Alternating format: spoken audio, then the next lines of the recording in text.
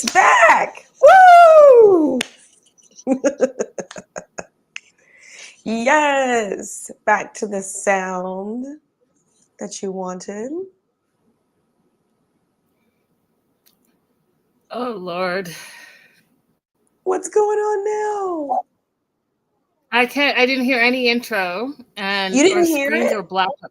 No. Oh no, the whole intro played for me.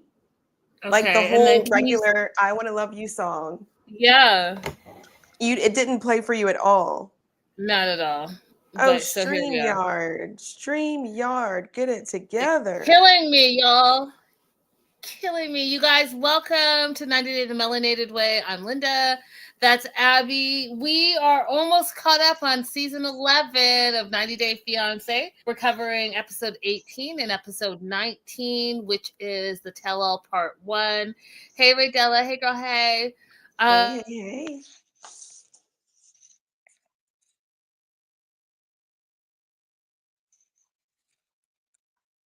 Oh my goodness, now I've lost sound. Oh, you accidentally muted yourself.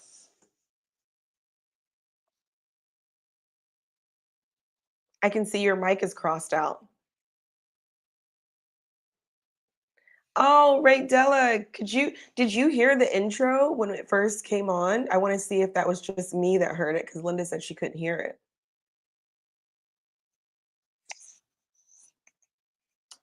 Technical difficulties, guys. So sorry, just having some technical difficulties. But this is exciting. We're going to go into episode 18, which is the weddings episode where we got to see everybody's dresses and decor, and then the tell-all. Okay. Now I hear noise from your side. I am so not impressed. I am so not impressed. I don't know what the intro was. Intro came in and it cut out. Anyways, you guys, let's just jump into it just in case. Yes, please do let me know if it played. Let me know if you saw Raydella, how it cut me off in the middle of me saying I'm hoping there won't be any technical difficulties. If that is not something. Episode 18, All You Need Is Love. They start the episode off with Sarper and Shekinah, as per usual. It's their bedding day. One of the things I want to do, Abby, is I want to rate out of 1 to 10 each of the weddings and your thoughts. 1 being trash, 10 being fantasy ideal wedding. Mm-hmm. So they're having their bedding day, and one of the things we find out is that Sarper's been having nightmares for like the last week, and including the night before his wedding. And he's not sure if he really wants to do this, and he's not sure when he's going to be 100% sure about this whole getting married to Shekinah thing. And some of the things that are worrying him right now is the prenup, the air tags, her selfishness, her insecurities. I'm throwing those things in, but for sure the prenup and air tags. So he's gone MIA again, and she's calling, she's texting, he's not answering, but really he just wants a few moments away from her to get his mind together. I can see that I'm freezing up a little bit, so y'all bear with me. Oh, so irritating. So She'll be back. It'll all work out. Thank you, Raydella, for going back and checking to see if the intro played. So that's good to know. So Sarper has been having nightmares. Do we think this actually means something? Is it just a coincidence? I think it's a psychosomatic response. There's something that he has not dealt with, it sounds like, from his last marriage that's resurfacing. And unfortunately, that's causing him to have a lot of doubts going into this marriage. But I also think that he didn't arrive in the US in the most comfortable situation. You know, remember, Shekinah kept it from him how small her apartment really was, and the fact that he was going to have to leave anytime that she had clients in the house, in the apartment. And so I don't think that's something you should keep from somebody. I think that made his arrival not feel as comfortable. He didn't feel as welcome in her space as he would like to have. So that probably added to his nightmares as well. Just saying, like the way that Sarper arrived in the United States and the small apartment, and he has to leave every time she has a client, wasn't the most welcoming arrival. So that combined with probably some of the issues from his last marriage, I could understand him struggling. If this cuts off one more time, I'm just gonna have to stream from my phone or something because it's doing the most. So Shekinah's calling. He's not answering. And one of the things that I think is important, you guys, to remember is that it's okay, especially on your wedding day, to take a minute to yourself, right? That's what you do. And allow the person to be in their moment, to regroup, to reflect, all of the things. I don't think you have to be breathing down your partner's neck because you have your whole life ahead of you to do that. And so she calls and he finally answers and he's like, yeah, I'm good. I'm just, taking a minute, but I need you to leave all your negativity with your hair. And I laughed my face. Now they're getting ready for this bedding. Abby, what are your thoughts on the bedding and what were your thoughts on this specific ceremony before we move on? Okay, I love this. I feel like it is their personalities.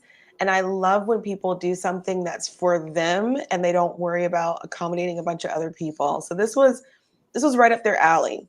I thought it was great for them. I like the idea of having a small wedding, but I wouldn't do that in bed. It's just an awkward position to sit in. So everybody doesn't look good in pictures all squunched up on a bed like that. They pulled it off. Good for them. But I will give it overall a 9. Oh, wow. I love it. I love the fact that they said, let's do what matches our personalities and what we're going to be happy with. The flowers were absolutely gorgeous. Moving the bed underneath the chandelier, perfect idea. And the wedding coordinator was amazing. The way she kind of called crying and upset, and the coordinator was like, everybody does this. Not phased at all. Loved it. Everything was perfect for them. Okay, yeah, I agree with you. It's perfect for them. There's no way. There is no way. There's no way. There's no way. There's no way. Okay? I'm not having a wedding in a bed. I do love that it was small, intimate. It was just about them and it showcased their personality and their relationship. However, all of it, the shoes in the bed, the food on the bed, the friggin' Chippendale outfit, all of it, no, not for me, but for them, absolutely. If I was rating it for them, I'd say 10 out of 10 because that's for them. If I was rating it for me, I would say 2 out of 10 because y'all know, you guys already know how I am. You already know how I am. Between the officiant and the friggin' photographer, the shoes on the bed, the food in the bed, there was a lot going on for me. I was like, oh no. Yeah, I would never suggest that anyone throw you a surprise of any kind that was going to include these elements. Not for you. But for them, I thought fantastic. Oh no. Oh no. We lost Linda again, guys. So drop in the comments if you're in the live right now, if you're on the replay, what do you rate Shekinah and Sarper's bedding on a scale of 1 to 10? And you can rate it 2 ways. You can rate it, how do you feel about it for them, for their personalities? And then for you, like, would you ever want to do a bedding? Okay. So I actually took notes this time, but I'm going to wait for Linda to come back. She might come back on her phone before we move on to Stevie and Marty. I love the wedding episode. The wedding episode of 90 Day Fiance is always my favorite episode. I love to see how everything comes together. Love to see when people choose to show their personalities. I mean, traditional weddings are great, but I think when you consider this wedding as how you are marking the beginning of your life together, when you do something that's really unique and all about your personality is really cool too. So, what is the most unique wedding idea that you've actually been able to attend? I haven't been to a super unique wedding. I've been to a wedding that I won't say it was a disaster, but it had a disastrous moment to it. Okay. I don't know what to Linda, do. I don't know what to do. I'm trying to are be you on like, your laptop right now or you're on the I am. phone? I just pulled up my phone because I just don't know what else I to wonder do. why it kicks you out and not me because you're the host. Right, but so it's my StreamYard, so it's something going on. And it's been going for the last 3 weeks that we've had issues. Yeah. Yeah, it's not impressive. Um, so one of the things I thought was important was that Sarper recognizes that he became a better person when he met Shekinah.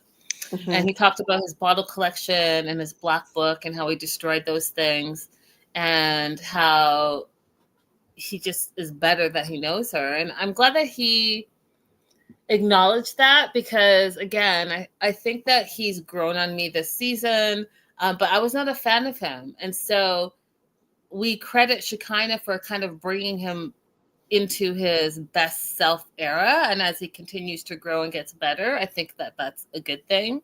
Hmm. I did talk about in my notes his male stripper vibes, very Chippendale, but again, it was right in line with the history of these two and how they do things.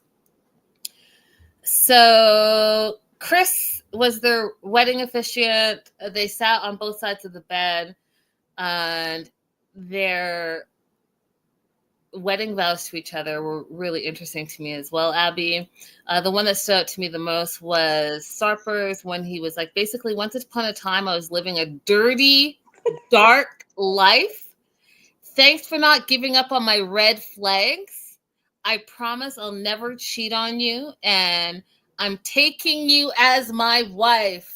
What were Hmm. your thoughts on that, Abby? If I was going to give people advice for writing wedding vows, for writing Instagram dedications to your partner, for any kind of public expression regarding your partner, let's just take positive. Okay? Let's keep references to negative occasions out of it. There's nothing I hate more than listening to somebody talk about the ups and downs of the relationship in an anniversary post or in wedding vows, especially when the ups and downs are not normal things. Like the loss of a job is a normal thing. The loss of a parent is a normal thing. If you're talking about like cheating as an up and down, I don't want to talk about that. This is your wedding vows. This is your anniversary post. So just keep it positive. Talk about what you like about the other person, why you want to be in this relationship, why you're so happy that this day has come. It's my advice, guys. Because once upon a time I was living dirty. What, Sarper? How about thanks for not giving up on my red flags? Okay, that's not something that I would encourage women to do, is to ignore the red. Exactly. Exactly. I mean, like, I don't know if, oh man, we lost her again. I don't know if guys like really realize the impact of some of the things they say sometimes so casually. So casually. His vows were just casually terrible to me. To me.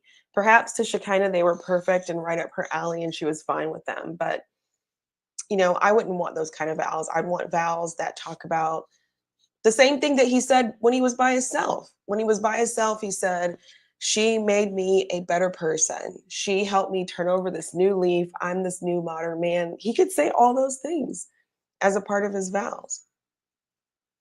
But instead, he chose to do something different. I don't get it. It reminds me of listening to those podcasts. Like, if you've ever seen the Dear Wifey podcast, it's always something like, oh, well, I ironed his clothes while he was going out to meet his side chick. And okay, I'm on my phone now, so okay. it's going to be a little bit different for me. Okay. It's just a little bit skinnier. Oh It makes my head Lord. look enormous. I have an enormous head now. I just feel crazy, and I'm so sad that you guys, thank you so much for bearing with us. And we appreciate you, and I appreciate you so much as we work out all these technical difficulties. Thank God I charged my phone today because I am notorious for having being on 10% or less.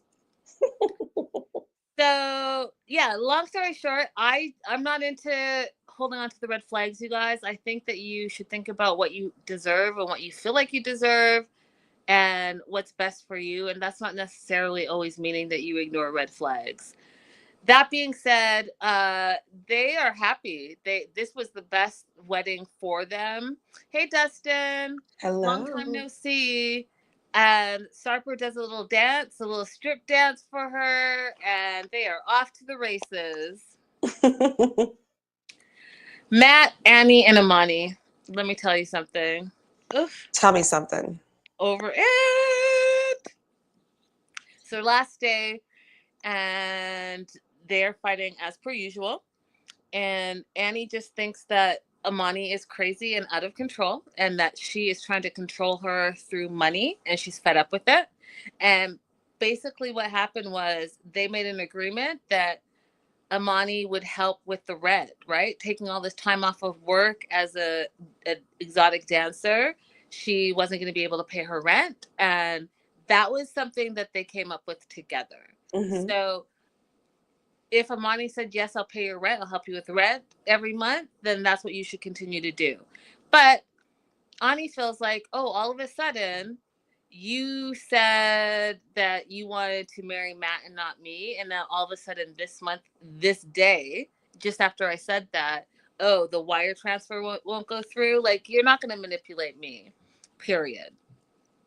Mm-hmm. So one of the things I feel about Amani is that she even said it, that she's hard to love. She's very high maintenance. It's very exhausting.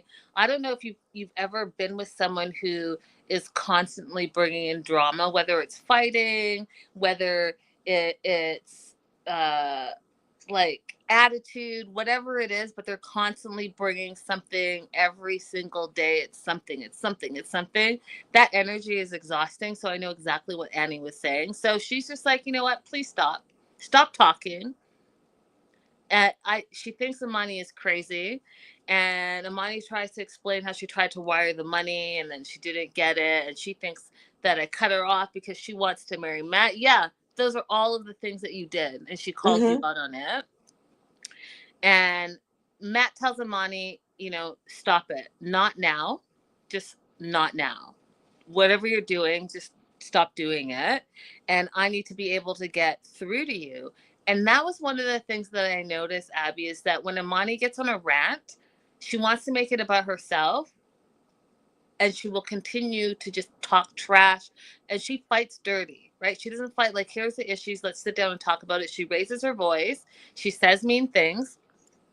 And even Annie is like, you're yelling ugly things. She called her like, oh, you have no self-respect. Even in my darkest days, I wouldn't be a dancer. And you like to control men through your dancing. And I don't control people. Like, she just went off, you guys. And it was really nasty. And I want you guys to pay attention to how people talk to you when they're angry, because that's their true self. Abby, you want to add anything? Yeah, and I was really, really disgusted. Amani has already said some really cruel things in the past. And this particular rant was even worse because Annie has a good reason to believe what she's saying. Now, I think that Amani could possibly be telling the truth because I've had trouble using my online bank accounts when I'm in Mexico as well. So it's possible she could be telling the truth, but whether she is or not, she could have said to Ani, well, but if she was telling the truth, I think what she could have said to Ani is, I understand why you're doubting me, but let me show you what happens. Look at the phone with me when I try to make the transfer. Instead, she insists that she should be given the same amount of trust as she had before she said all these nasty things on this trip. And that's just not true. Ani has a good reason for not trusting you right now. So if you really want to give her that trust, you want to give her a reason to trust you, yelling these things is not going to do it. It's just explaining calmly, just look, I'm trying to do it. It's not going through. I really apologize. I'm going to fix it as soon as I get home. Right? Um, so yeah, Amani has turned out to be one of the worst kind of women. These are the women that you do not want to be friends with. They will put you in harm's way just to have they'll shove you in front of a puddle just to have something to walk over and get to the other side. She's not safe to be friends with. 100%. 100%. Hey, Joslo. Hey, Joslo. So Amani's still screaming, and she's trying to use her words to hurt Ani, which I thought was really, really terrible. And Matt's like, I understand you're upset, but don't say things that you're going to regret. Oh, well, too late, Matt. She's already been there, done that, and is taking it down to the gutters. And the fact that you guys have been together for 10 years, you should know that this is her personality. And what are you doing about it? Because it's clear that she has become unhinged. And she has a literal full meltdown, you guys. She melts all the way down like an adult tantrum, crying, all of the things. And one of the things I noticed in this, Abby, is that she was also doing that because she was not getting a response from Andy. Mm-hmm. That's something I want you guys to pay attention to. Oftentimes, manipulators and narcissists, and just selfish people in general, when they're popping off for a reason because they're trying to get a rise out of you, right? And they're Mm-hmm. trying every point that they think that can agitate you, but when you don't respond, that's when they like full on meltdowns. Why? Right. Because all the things they're trying to do to trigger you are triggering you. So it's almost like it flips back on them and it triggers them instead. And that's what happened in Imani's situation. So Yeah. still talking, she's still screaming, she's still saying nasty things to Annie, and Annie is ignoring all of it. And she just is like, nope, not today. And they go to the airport because they're all leaving, back to their home cities. And he's like, you know what? I don't like many things about you. I think that you need to control yourself. I think you're unstable. I think you need therapy. And I don't want, nor do I need this. And again, Amani at the airport melts down and says, I'm the problem, that she is hard to love. And yes, those are all true statements. You are the problem and you are hard to love. And I agree with Ani that you need to go and seek therapy and figure out what it is exactly it is that makes you happy. Because if you're not happy, you're not going to be happy with other people. Correct. Correct.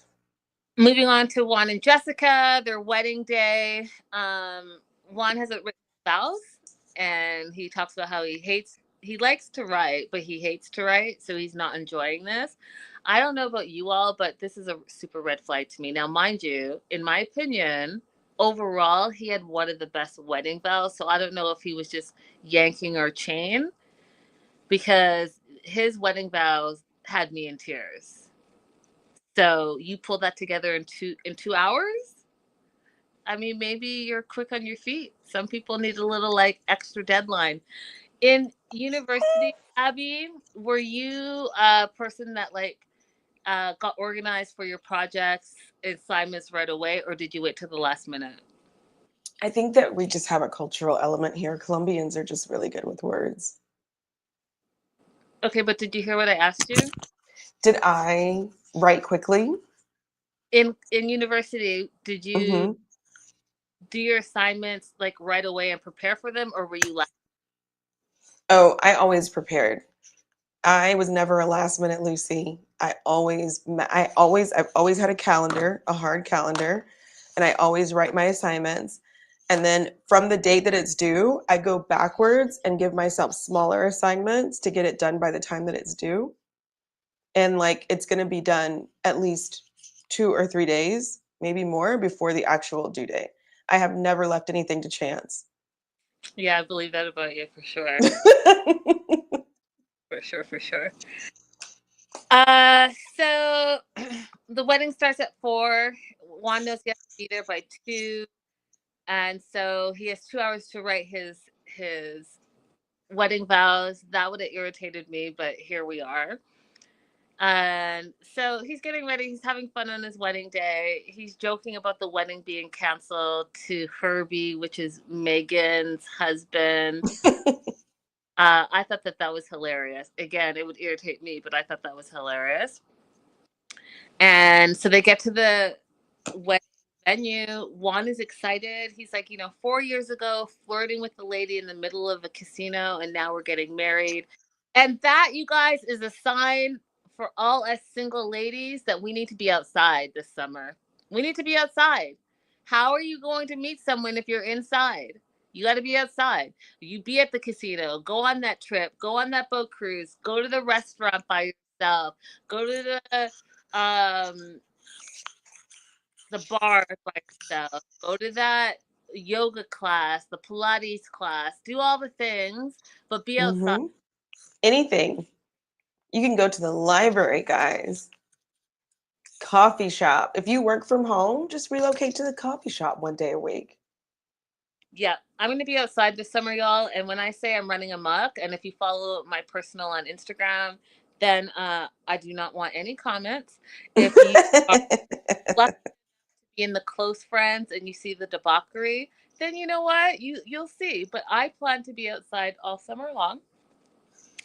Because As you should. I'm with my husband this summer. And I would share with you, see how God protects me, April. I would share with a text that I got earlier today, but since StreamYard isn't working and on my phone, I can't show you. Well, remember, everybody remember, show us the text next time. Show us the text next time. I will have done by then, friends. Okay. So Juan's at the wedding venue. He still hasn't written his vows. He's having drinks, which I thought was like, wow, what time is it? I guess it's afternoon, so it is happy hour somewhere. But they were already drinking like beers and rum and cokes. He was like full in. Vows not done, but he's having a good time. He's And enjoying his wedding. oh Lord, I think that person knew I was talking about them. Okay, so he is hanging out with Herbie and his cousin, and we don't really see the back context. What we do see is mi posta in Espanol, which means wife, but it also happens to mean handcuffs. And he makes the whole handcuffs but behind his back situation, starts laughing.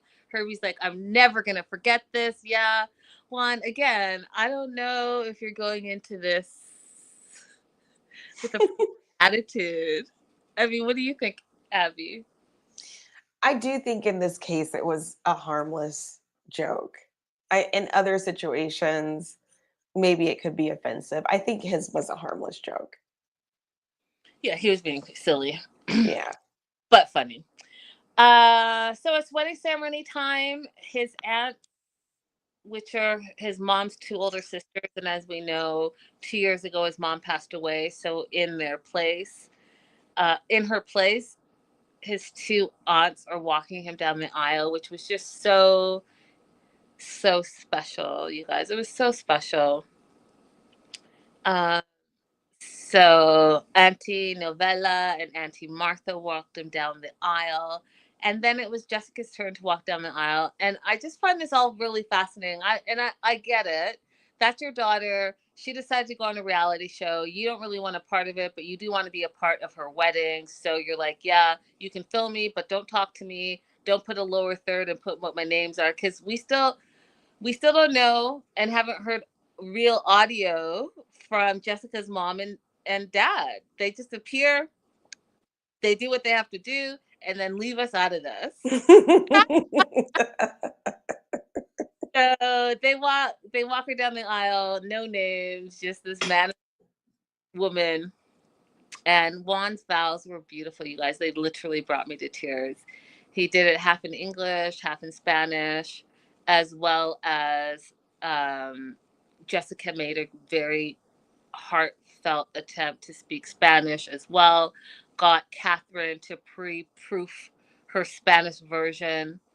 And I just thought that was beautiful. That is absolutely the way where you combine your cultures and you make the wedding about both of you. And side note, Amber and Danielle from Love in Paradise were in the audience, and they're actually all really good friends, and they all hang out on a regular basis.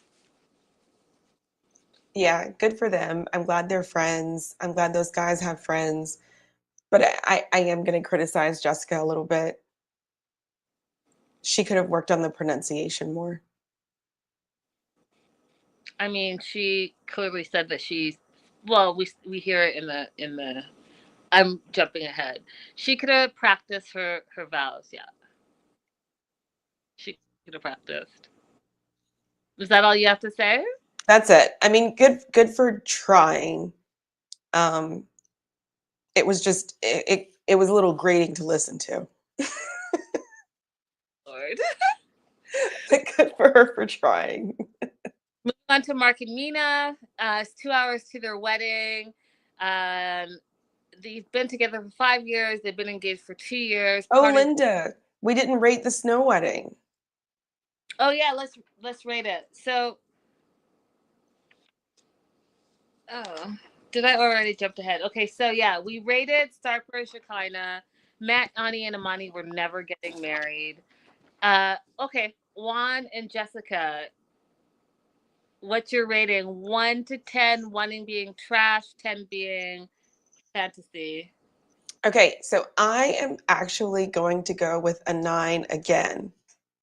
I was really into the snow on the ground, and it didn't look like anybody was actually freezing. It looked like it was just, the snow was there, but it wasn't super, super cold, so you could still be outside. Like, I didn't see anybody clenching their, a jacket tight or anything like that. So I loved the, I don't know what that's called. It's not brick, whatever they were standing on. I don't know what that's called, but I love the placement of that, and I love the colors. Yeah, I was into it. Well, not to go against what you're saying. I think it was a beautiful wedding for sure. Definitely, his uncle, Juan's uncle, and his aunt Novella were freezing. They had the blankets around. I don't know if you remember, but his uncle literally had the blanket Oh, I didn't see that.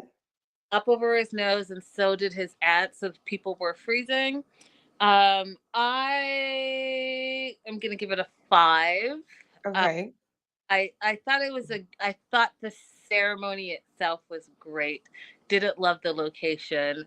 Didn't love that there was like no fire pits or any of that stuff. So it's gonna be a 5 for me. It's gonna be average.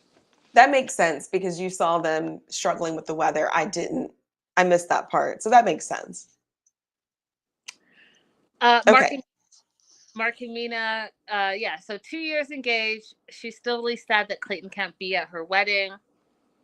So she wants to make sure that she involves or includes a picture of her and Clayton that will be placed on a chair, as well as they're going to live stream for Clayton.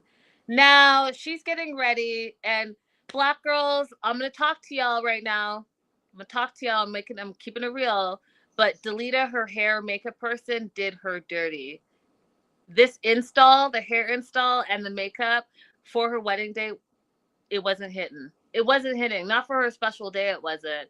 I get she wanted to do the full pull back, right? You want to pull back and be all like sleek. But when you're going to do a lace front and you're sleeking it back, you got to pull out the baby hairs and not be crazy with it like you see with the swirls, but you got to pull a few out so it looks more natural. This, like, when you see a barber and they do a hairline on a guy and you get that line, that should not be happening on women.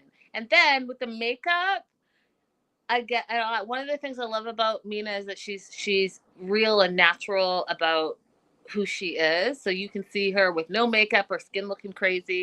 If you look at me right now, I have this, I'm going to post it later on my stories, but I have this pimple in the middle of my forehead. My skin's been breaking out. I don't know what. I'm allergic to something. I don't know what. Hormones. I don't know what it is. But they lie to you when they say, it's only when you're growing up and going through puberty. No, no, That's it. Mhm. lies. But I thought that Delita did her dirty. I think that this was not her best look. I've seen her look way better with her doing her own makeup than what I was seeing on her wedding day. What were your thoughts on it, Abby?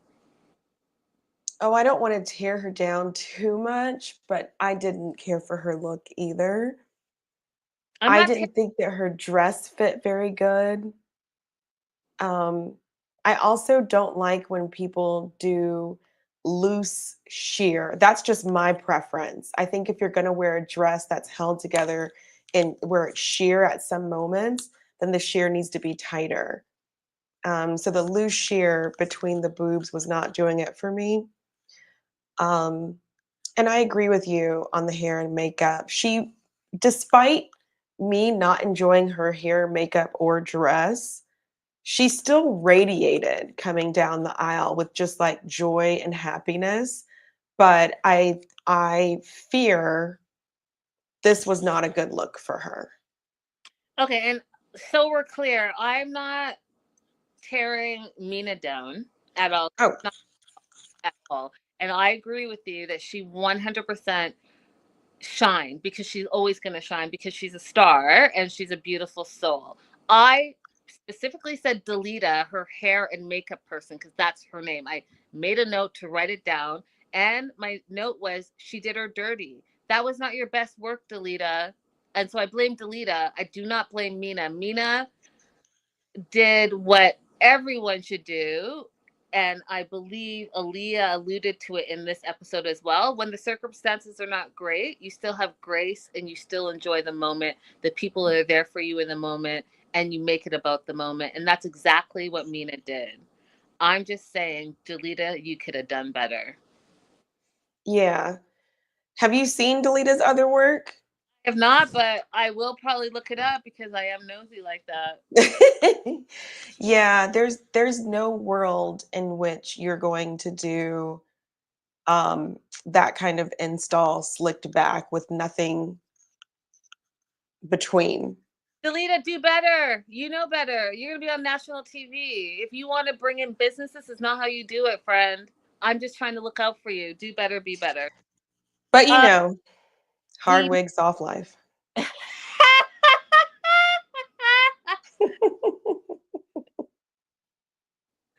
we meet Felipe, Mark's friend. I don't recall ever meeting him before. And my question to you, Abby, was he also the officiant? Say the whole thing over again. I missed the very first part. We met someone that we never saw before.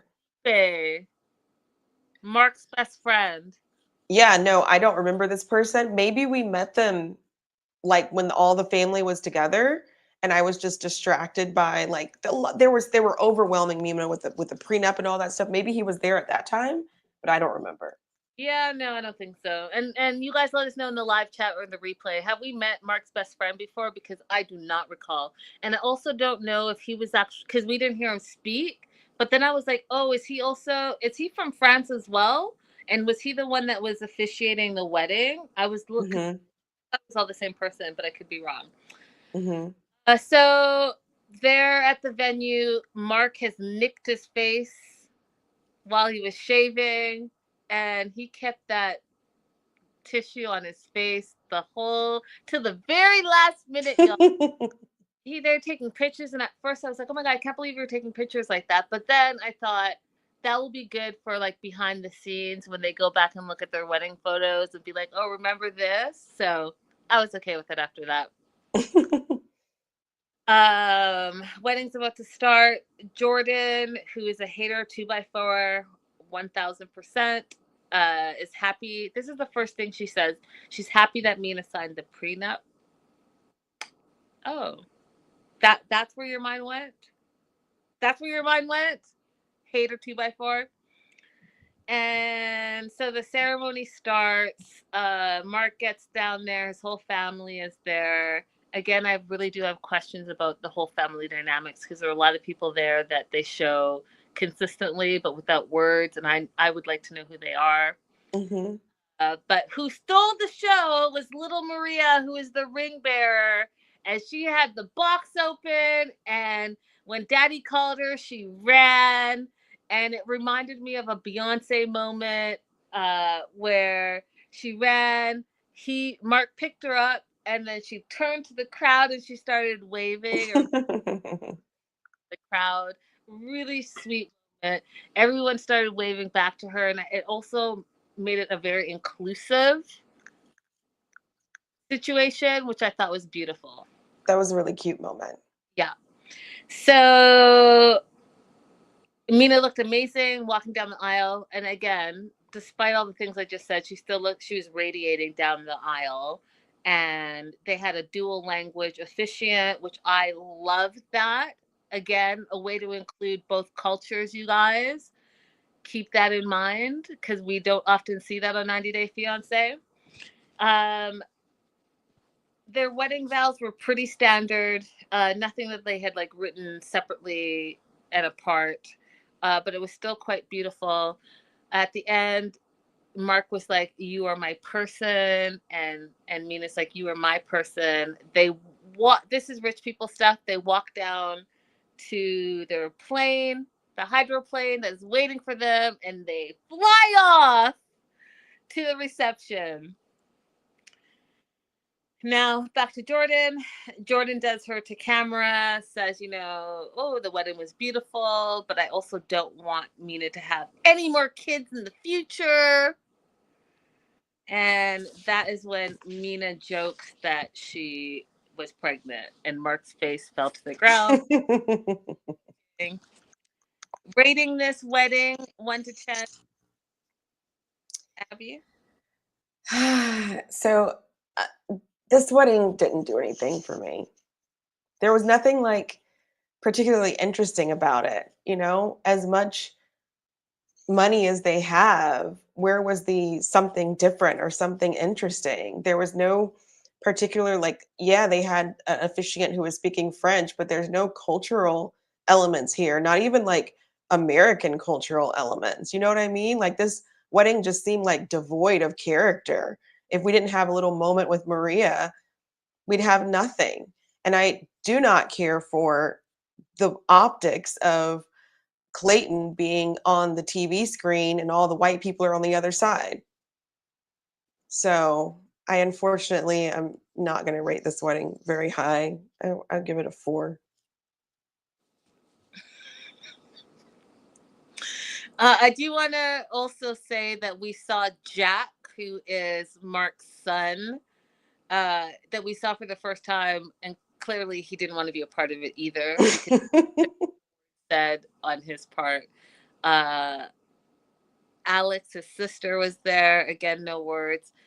I just find it interesting the people who are like, "Oh, if we must, we'll be here," but like, don't come talk to me. I am gonna give this wedding a 5 as well. It didn't like knock me off my feet. It was okay, but I do think it was right up their alley where it was very like nondescript.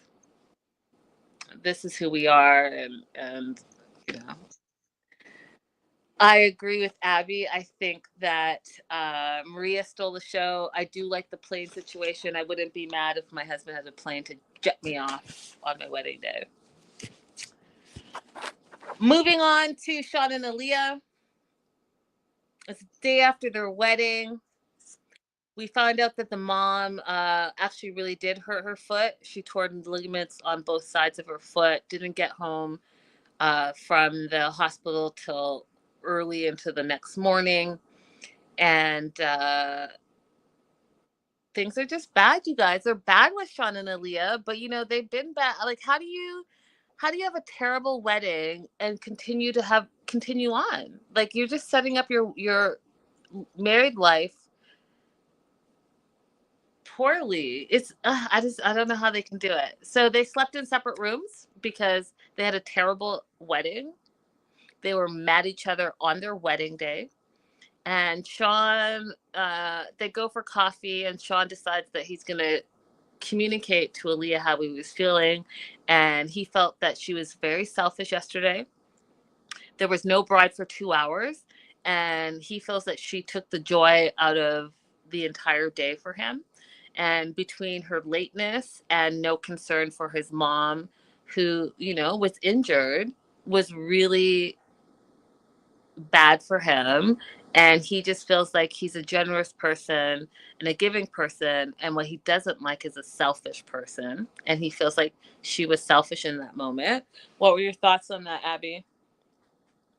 I understand, but I also want to hear Sean acknowledge that he could have opened his phone and called Leah as well. They're both at fault, you know? So in this long speech of explaining how he felt, which is fine, somewhere in there just say, I guess I could have called you 30 minutes and I could have called you 45 minutes in as well. But it was none of that. It was just like, it's all your fault.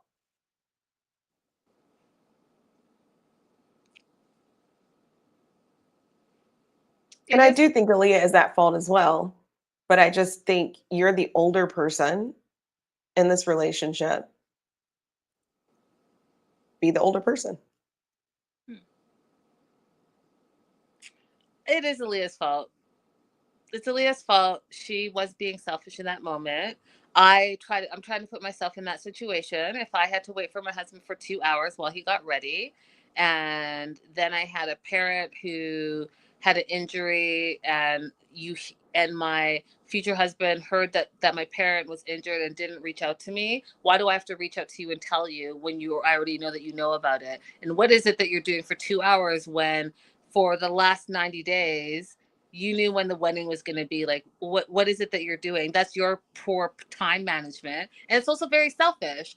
And Aaliyah has talked about how she is a perfectionist and all of this, and she has to look good and all of that stuff, and I get she's going through transition and trying to figure out who she is. But it wasn't just you and Sean, you had other guests and other people to think about, and you just made it about yourself, and I think that that's very selfish. Now, was it your special day? Absolutely. And should you feel special on your special day? Absolutely. But I do think that you need to also remember that it's not just about you as well, and keep into consideration the people that took time out of their life to celebrate you. That's true. That's true. They So, they just you know what they're not doing? Like, if you really wanna be in a good relationship, you have to assume the best of your partner. You have to. And in that moment, as time was ticking and ticking and ticking, neither one of them was assuming the best of their partner. Because if you were, like you said, Linda, if you if you're waiting for your husband and somebody is hurt in the party and you think, well, I know for sure so and so told him, so why didn't he reach out to me? If you want to assume the best of your partner, maybe they actually don't know, because for sure if they knew they would have called me. So let me call and tell them what happened. Let me just assume that they have just not heard the news, or maybe they don't realize I need to hear from them right now. Maybe they think that because I'm in front of these people, I don't have time to hear from them right now. But like, if you're not even assuming the best of your partner, you've got nowhere to go from there. yeah, yeah, I mean, yeah, you're right. But uh, you're right. I'll leave it at that. I think Aaliyah was showing her age, and that 20 something and early 20 something. I think she was showing her age in this very moment. So Sean goes on to say that, maybe I need to push away from you in order to save myself. Aaliyah is, teary eyed. She feels wrong and small. And we find out in this episode that their future is uncertain. Now, if you can remember, because they didn't show clips of their wedding, but how would you rate their wedding 1 to 10? I mean, the location, beautiful. The decor, gorgeous, but nobody was really happy to be there. So it's going to have to be a 4. It's a 4 for me as well. It's a 4 for me as well, and a generous 4 at that, because if I was sitting around for 2 hours in that crazy heat, over 100 Fahrenheit, for my Canadian friends, like 40 Celsius, for 2 hours, I would be pissed. And think about it, they were drinking champagne. It was a mess. I'm surprised a fight didn't break I'm 100% sure I would have just gone home. I've gone home for less. out. On to Stevie and Maddie. Um, it's their wedding day. I find it hard to believe. Well, I guess I don't, because he gave a reason. But Madi doesn't know how to tie a tie, and neither does Sahid. But what was crazy to me is that you see that Sahid, before they leave, is his tie is all tied up. So who tied that for you? And then when they get to the venue, all of a sudden, Madi's tie is tied up. If you guys are going to make that a storyline, I'm going to need you to follow through with it. So who tied it for him? Both of them allegedly did not know how to tie that tie. And all Yes, of a sudden, producers. yeah, Hmm. terrible. And he had one of those, like, I don't know if you guys have ever dated like a guy who's like super fit and they get those stretchy button down shirts that show their muscles. He had one of those on, and I just was like, wow, that's a really tight shirt. But you know, pop off, Marty, pop off.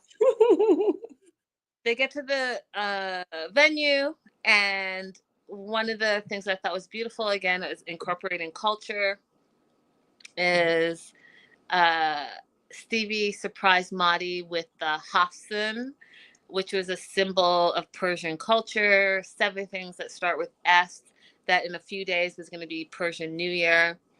And I know I said this before, and I'm asking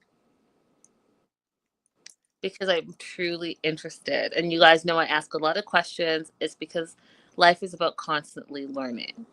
So I do have friends from Iran who say they're from Iran, and I do have friends from Iran who say they're from Persia. And I noticed in this um, episode that instead of saying Iran and Iranian, Madi switched to Persian and Persian culture and Persian New Year. And I know you guys are going to explain it to me. And so I'm going to ask, because there's nowhere in present day that's called Persia. And I know about the Persian Empire way back in the day and how it evolved to Iran and Iraq. So are you calling it Persian? Are you calling yourself Persian in honor of the Persian Empire?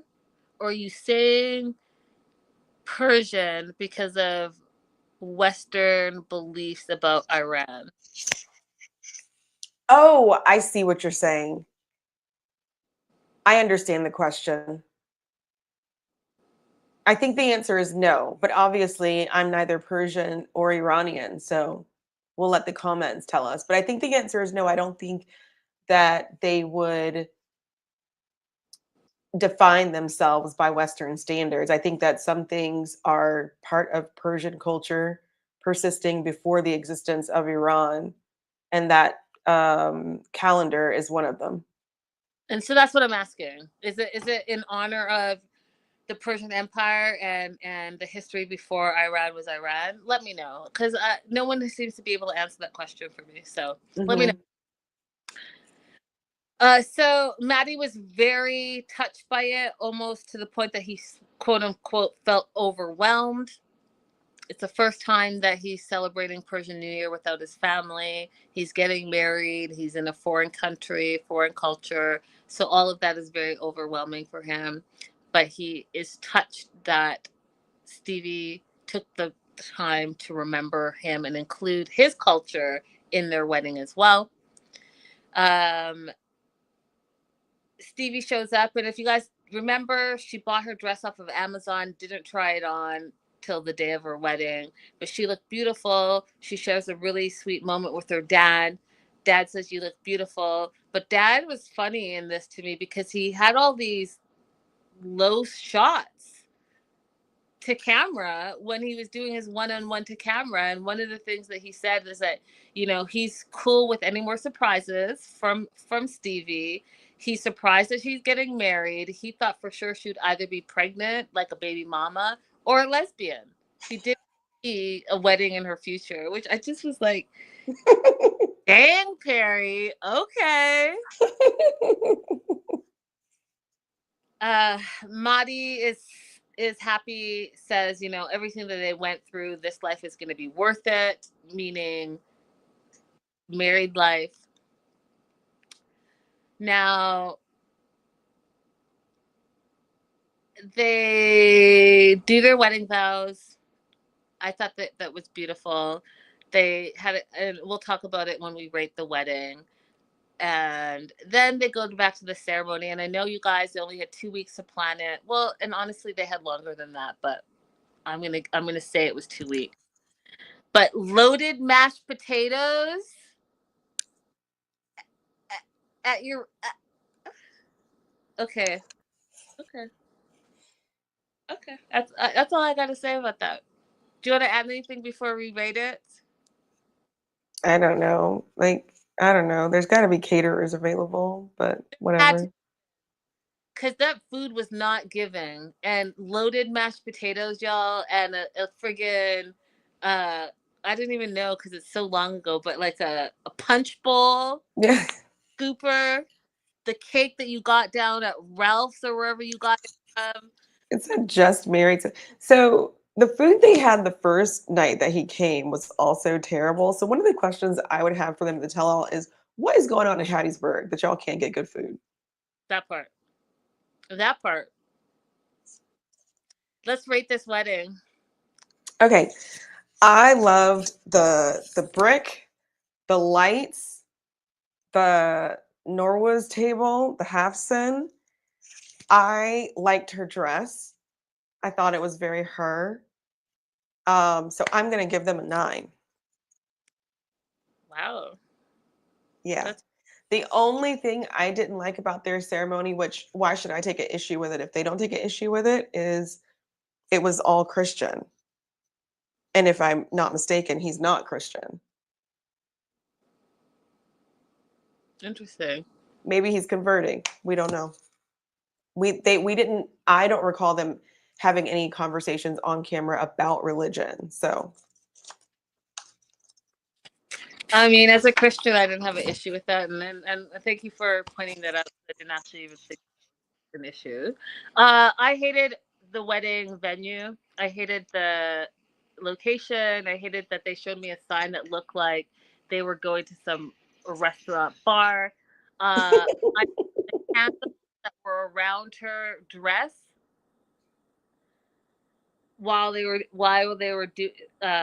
saying their vows, that stressed me out. Like the cat with the plastic candles, because if they were plastic candles and they just like the little lights, then no.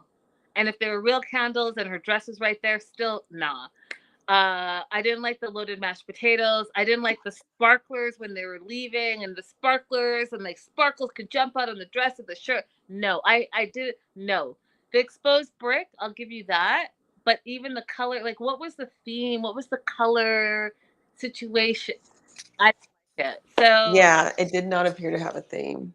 there was too much mishmatchy going on. The good thing, I personally loved their vows. I loved that they talked about husband and wife being a constant friend, a faithful partner, love you in sickness and in health, in joy and sorrow, in life and death. That was my favorite part. I thought that those vows really spoke to me specifically, because I think all of those things are important. But the overall ceremony, I'm going to give it a 2 because Mhm. it seemed no, it wasn't. Okay. It was so far. For all the weddings, there was not one that it's been like a 5 or less for me. Yeah, I would not think that any of these weddings are weddings that you would like to have. Not No. one, not one, y'all. There is not one. That's probably why I'm single. Better. No, it's not. We're moving on to the tell-all. You guys, I can't believe we finally got here. We are on Yes. 11, episode 19 of the tell-all part 1, and it did not disappoint, y'all. It did not disappoint me at all. When I say it brought the drama, bring it on, y'all. And go ahead, be at war with all of them, okay? All of them. Shikana arrives. She's not good with Sarper. She's not with a unified front with him, so she came in solo. Then Maddie and Stevie arrived, and again, questions of her sexuality are starting to come up. Joan and Greg arrive, and Joan has him. He's carrying everything. She's having a coffee, and she is just looking at him like, "Go ahead, peasant." Tell the producers that she's quote unquote training him. Again, that wouldn't be for me. Come fully trained. Come fully trained. And one of the things I want to tell you guys that I've noticed, and I want to know if you guys think this is true as well. I have found that I'm just gonna say I have found recently, and I don't know if the tides have turned and we're just at a different time, that you could be a really amazing, nice girl, and that's great. But guys also love when you are like a little bit trashy, not trashy, but like mean to them and direct, and you tell them exactly what you need when you need it. It's very interesting to me. It's very, very interesting. But I'm also not interested in training any man. Like, we're grown now, y'all. We're grown. Yeah. Joan's Yeah. 26, she's younger.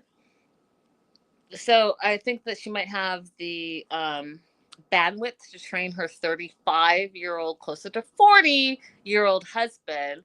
But I'm personally not interested in training anybody. I like to mold you to the things that I like, but that's in getting to know you in the dating situation. These are the things that I like. This is how I communicate. If it's a fit, it's a fit. But what I'm not about to do is train you to be the type of husband that I want you to be. Like, you should already be the man that you are at 35 years old. But she has no problem with this. Fine.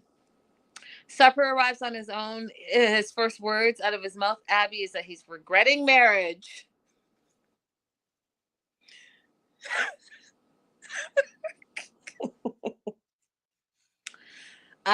Maddie and Greg meet, and here's another thing that I think is funny about men.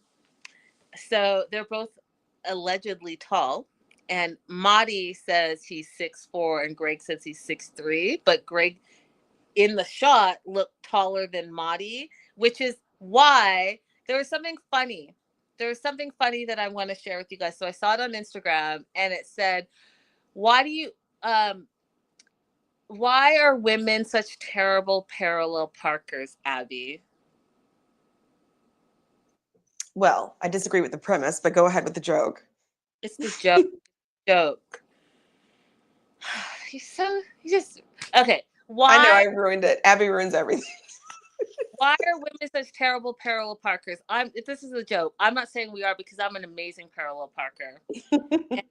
I know that a lot of you guys are as well. But the joke is, women are terrible parallel parkers because they're constantly being lied to what 8 inches is. Which is what is exactly this Maddie and Greg situation. How is one of them 6'4" and the other 6'3", but the 6'3" person is taller than the 6'4" person? One of you is lying. Right. And you're lying to yourself and you're lying to others. That was the point. Mm-hmm. Greg meets Sarper, and Greg is a super fan of Sarper. Like, when I say he lit up, y'all, he lit up. Sarper is his favorite person. Meanwhile, Greg is like sweating bullets. I'm not sure what was going on there. Maybe it was his nerves and excitement. Probably. Combination of all of those things. And so Sarper and Greg and Maddie are kicking it in the back and in the green room area. And Sarper is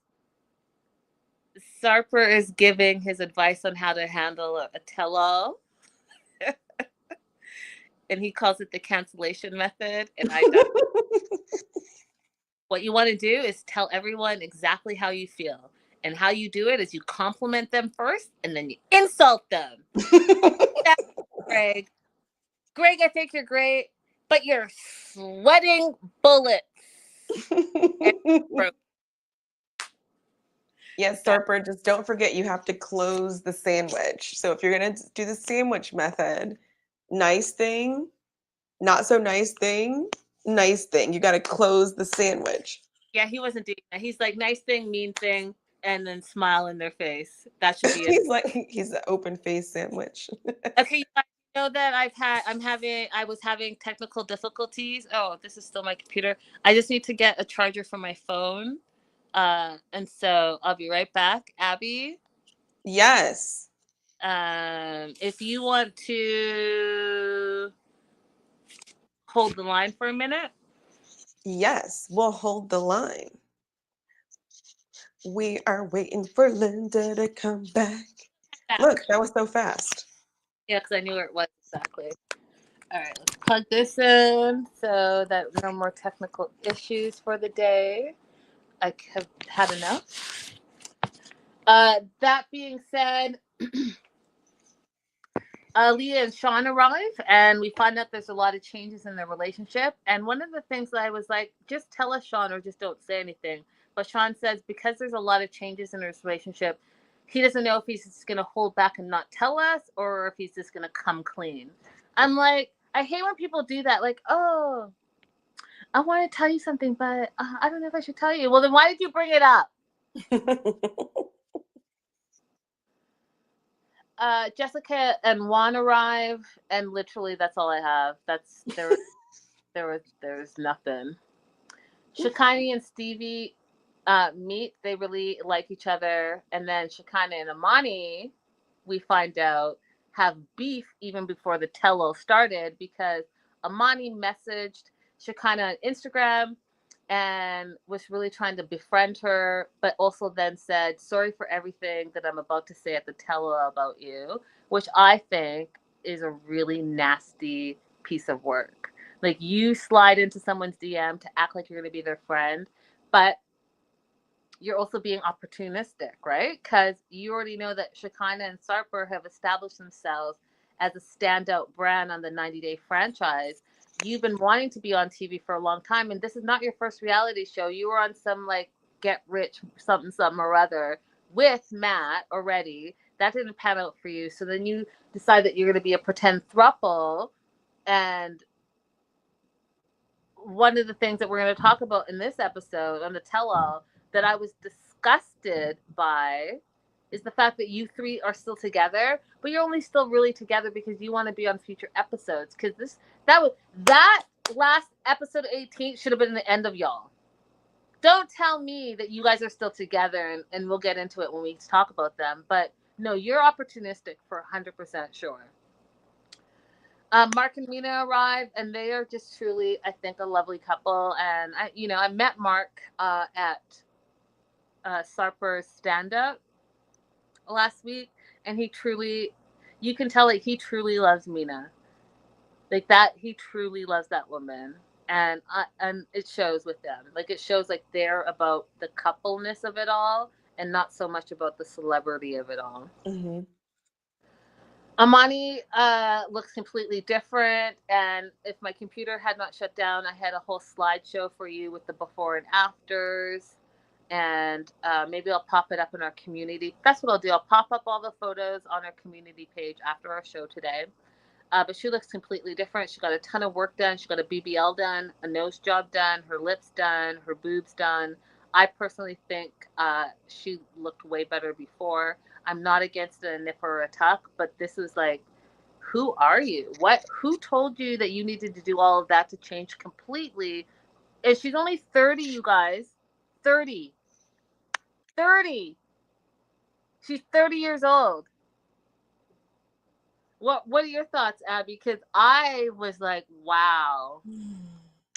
I have a lot of thoughts about plastic surgery, but we read her Instagram post, one of our other episodes.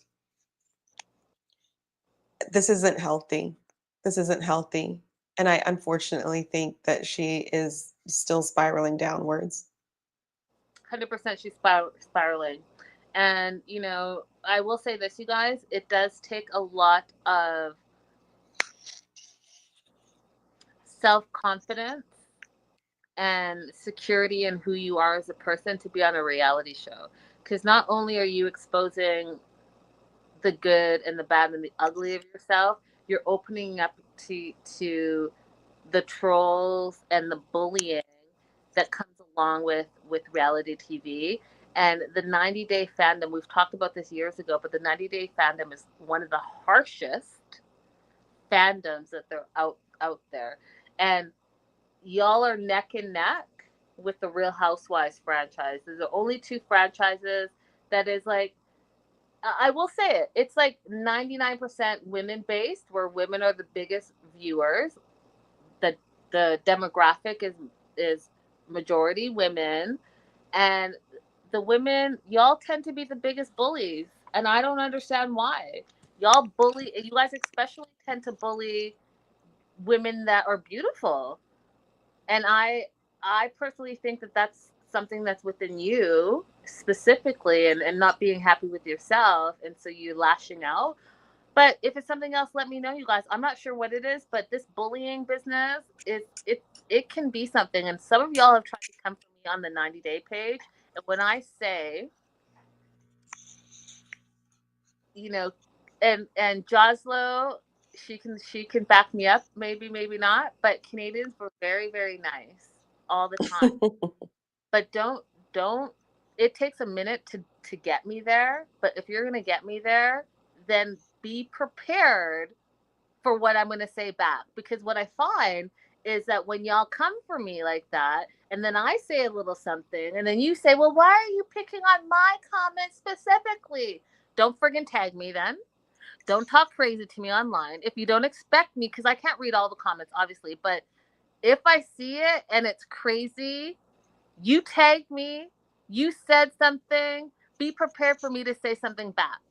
And Hmm. then be prepared for the regular people who agree with what I said, maybe not so much how I said it, but the principle of it all, to chime in as well. Don't then play victim. You can't be a bully and a victim at the same time. Stop bullying women. Love on each other, support each other, lift each other up. We have it hard enough as it is out there. Hmm. All right, thank you for coming to my TED Talk.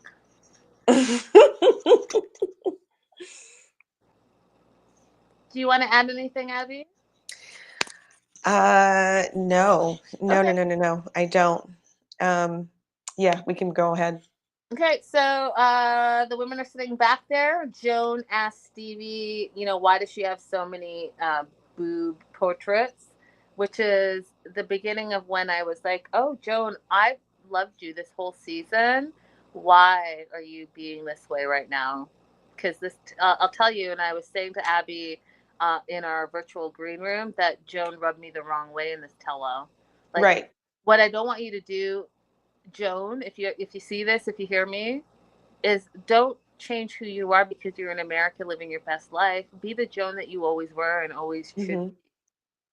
Because this little attitude business, whatever's happening with you, it was not a good look on you. You look terrible, and you are perpetuating the stereotype of black women, and I don't want that for you, and I don't want that for us.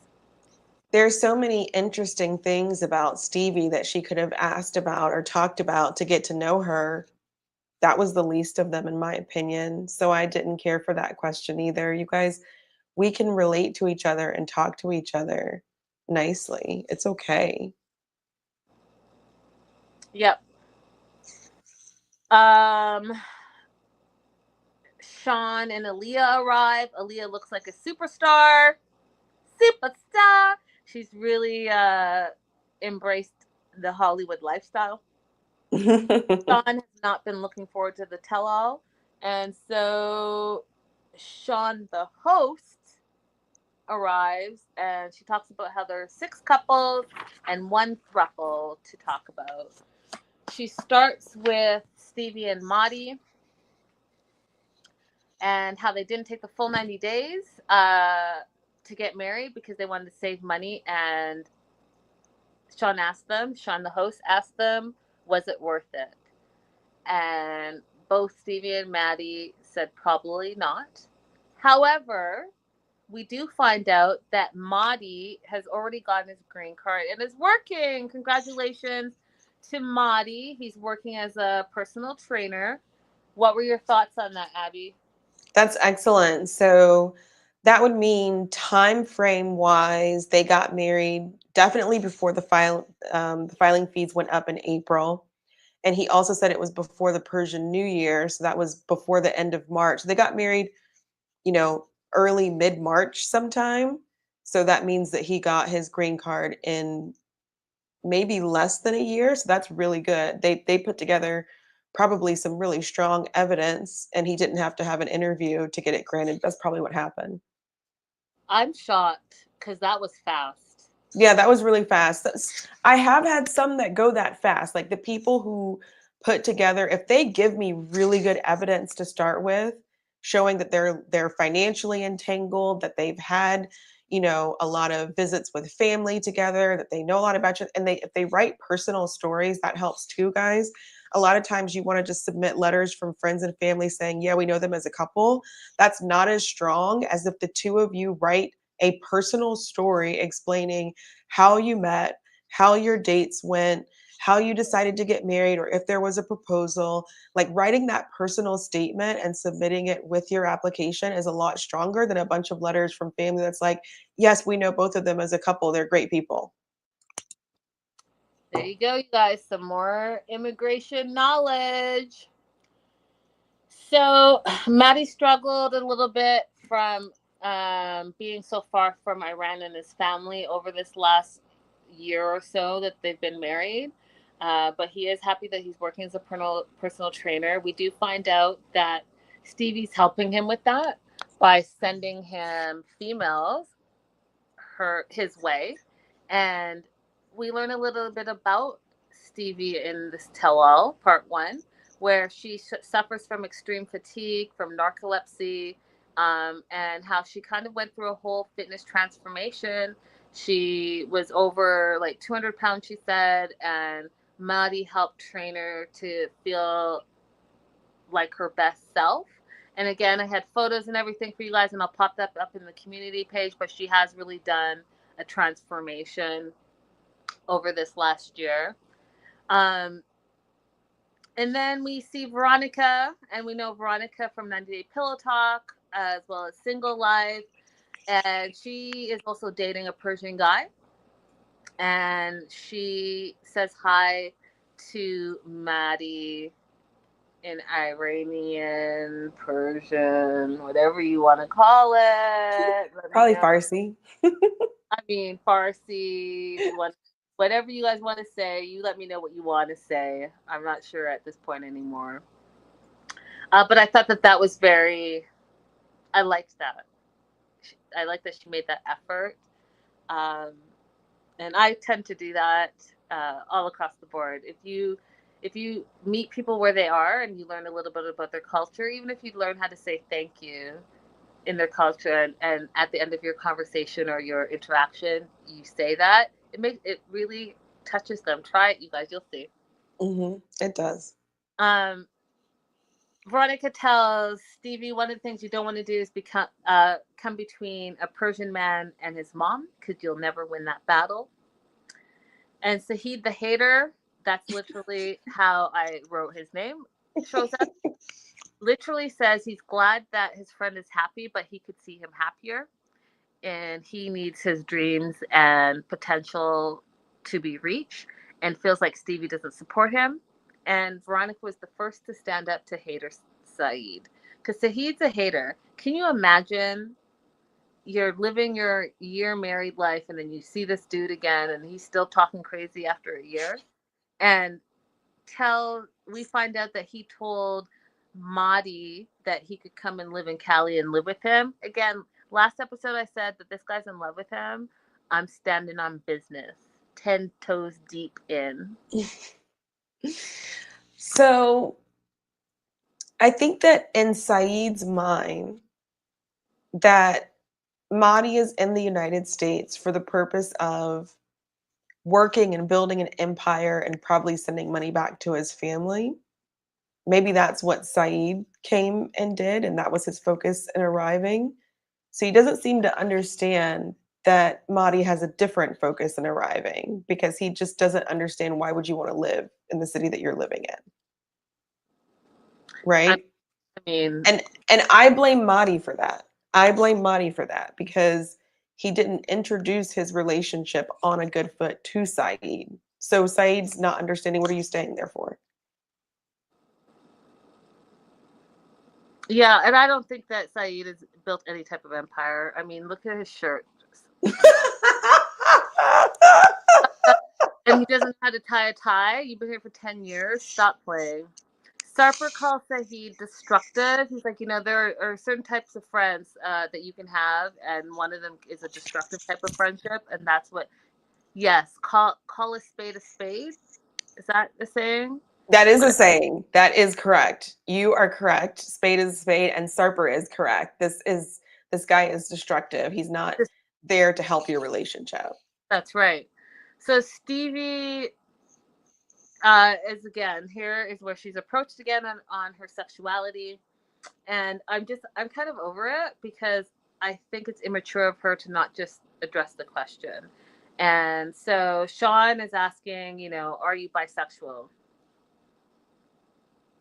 And she's like, I'm choosing not to answer that. Okay. Shekinah says, do you want to is it because you don't want to put a label on your sexuality? And she's like, yeah, that's what it is. And then Sean's like, okay, let me ask you this. Have you ever kissed a girl? And she's like, I'm not going to answer that either. And I feel like, on the one hand, her sexuality should not be an issue. But I also think that she should be mature enough as a grown-ass 37-year-old woman to address it if it does come up.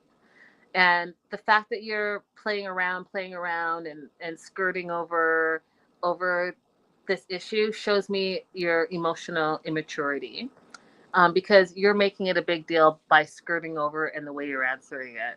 And I'm just going to be real with you. The simple fact that your dad thought you were a lesbian tells me that there's something there to it. And the fact that you can't say or don't want to answer whether you kissed a girl or not tells me everything that I need to know about you. I do think that it's an issue, and I think that it's something that you haven't dealt with, and that's okay. You are going to come to your conclusion in your own time, and that is absolutely your right. However, I do think that you're being immature on how you're going about it. Abby, thoughts? I think that we don't know how to have these conversations sometimes. I think it's okay for Stevie to say, I do not know, or I'm working that out. But we don't teach people that it's okay to say those things. And so I just think she doesn't know how to deal with constantly being asked this question when she potentially is in a space where she honestly doesn't know.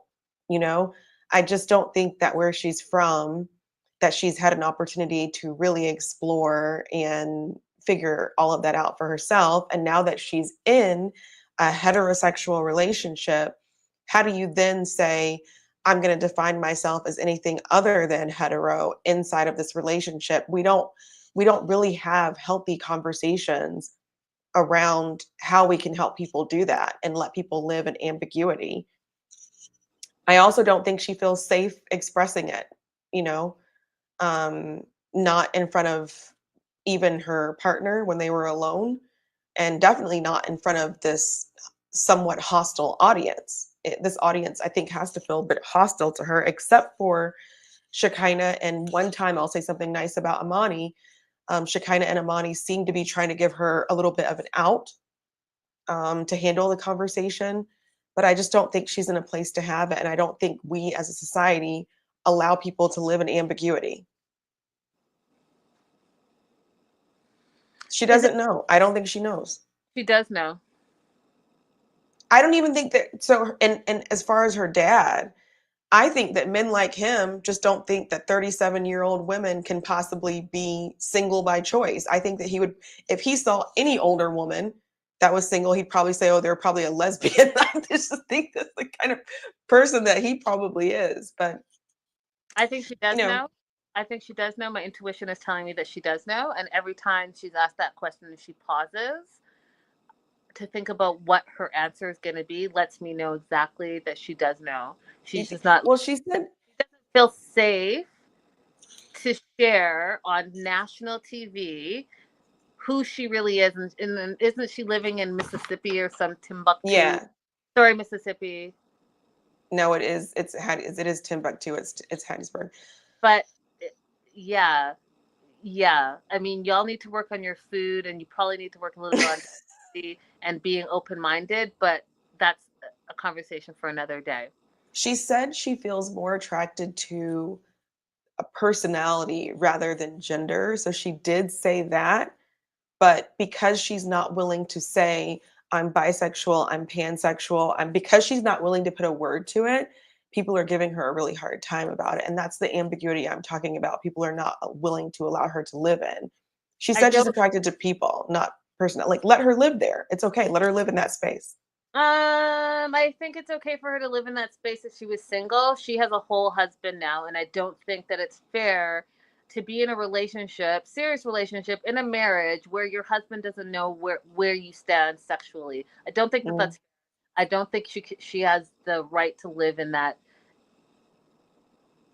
That's space so. Question. It's because, as you guys know, Abby included, sex is important in a relationship. If your husband is questioning, your partner is questioning, whoever is questioning where you stand in your exclusive relationship, that is a bad look. And no, I do not think you can be ambiguous in that situation. Full stop. well. Period. What did Is Sarp he say? questioning End. their? End of sentence. Period. Is he questioning their sexual relationship though? Like I haven't heard him have any doubt. Like, are you interested in me? Are you enjoying having relations with me? However, Abby, I think that he can be enjoying the moment. And yes, he hasn't said, are you enjoying your time with me? But when you continue to have doubts, that is going to creep into your sexual relationship. It may not be now, a problem, but it will start to seep in. If he's continuing to question, he's going to continue to question because then he's going to be like, "Oh, are you faking that you like being with me?" If the frequency or duration or whatever changes, then he has something to fall back on and say and question. So, absolutely, I'm standing firm on this. You Mhm. cannot be in a serious marriage relationship and your partner doubts your sexuality. It can't happen. Mm. And y'all want to prove me wrong, feel free. Absolutely. Uh, Yeah, I mean, it's unfortunate. I just think it's unfortunate because at this point, I think no matter what she says, there's going to be some part of the population, some part of the viewership that just doesn't believe her. nope. I think that if she came clean, not that came out wrong.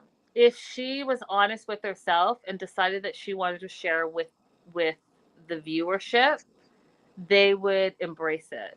If she did this one on one, hey guys, I've had some time to think about it, and here I am with who I am as a person, and I feel comfortable and safe sharing with you, and then sharing her story, they would eat that stuff up. You guys know how you love drama. So Veronica says to Stevie that you owe your husband honesty, and I agree with that. And then the juicy little cherry on top of the icing, y'all, is Jessica. You know how Jessica and Juan have skirted through a lot of the drama. Some of the drama is just BS drama.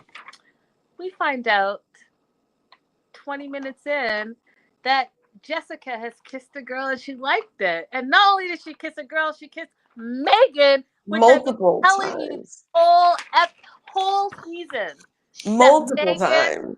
Megan is in love with Jessica. I've said this the whole season. And then not only did they kiss, and I know it's multiple times, but they kissed at her bachelorette party. Correct. Correct. That girl wants you in a biblical way. 1000%. Y'all, Listen to your intuition. When I tell you it's dead on, it's dead on. I called this from jump, standing 10 toes deep. Joslo says, do you think that she meant a romantic kiss? Yes. Yes. I mean, that's 1000% yes. And not just one time, y'all. Not just one time, Joslo. They've been kissing. a lot of times. That's what she said, actually, Joslo.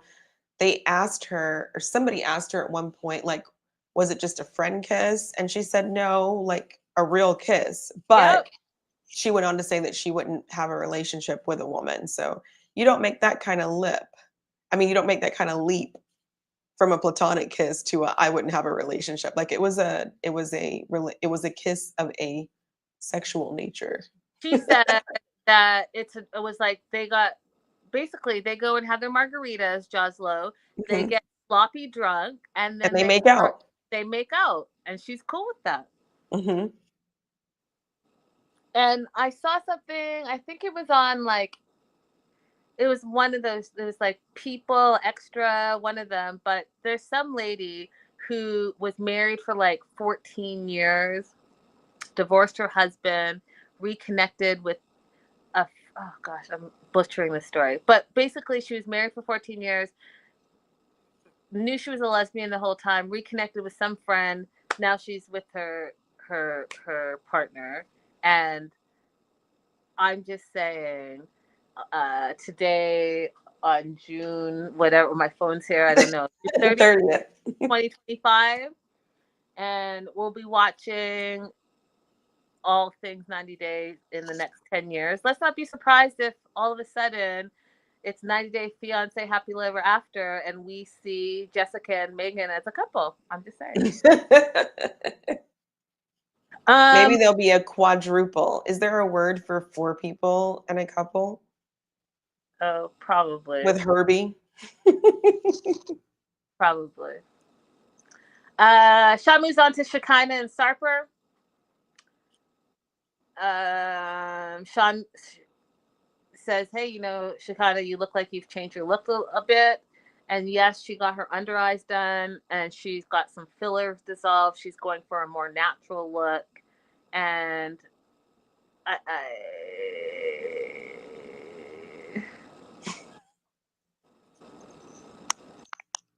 she's going for a more natural look to how she used to look originally, is what she said. And so, I guess I have questions about I'm listen, I've said this from day one. I'm not against getting a nip and a tuck, all the things. If I wasn't so scared of like needles and all that stuff, I would totally get like a little boob lift, right? But these whole like extreme, like, what's happening? The Darcys, the Stacy, Shekinah, Amani, and the list goes on. Like, walk me through how like you do all of this stuff to look a certain way, and then you're now starting to dissolve things because you want to look more natural. Like, tell me what is that? Like, just explain a little bit to me. And I also would love to talk to the doctors who are doing these surgeries, knowing that sometimes it's a disorder, right? You're always going to find the next thing that you think is wrong with you. And for the doctor to not sit you down and have those conversations and maybe even have you talk to a mental health therapist to make sure that this is something that you want to do. Because we're already seeing that Amani is she's going to have a meltdown, y'all, because she's already having an identity crisis because she doesn't know who she is. And she literally said that she did all this because she caved to social media pressures. And again, like, what role are the doctors playing? Like, yeah, you're getting your check, but are you worried about your patient's mental health or no? Hmm. So that being said, uh, she tells Sean, host Sean, um, that she's trying to go for a more natural look. Sean asks about their marriage, and Sarper says it's been a roller coaster ride. They didn't have a honeymoon. Shekinah is like, to this day, I don't even have an engagement ring. And it's been a mess.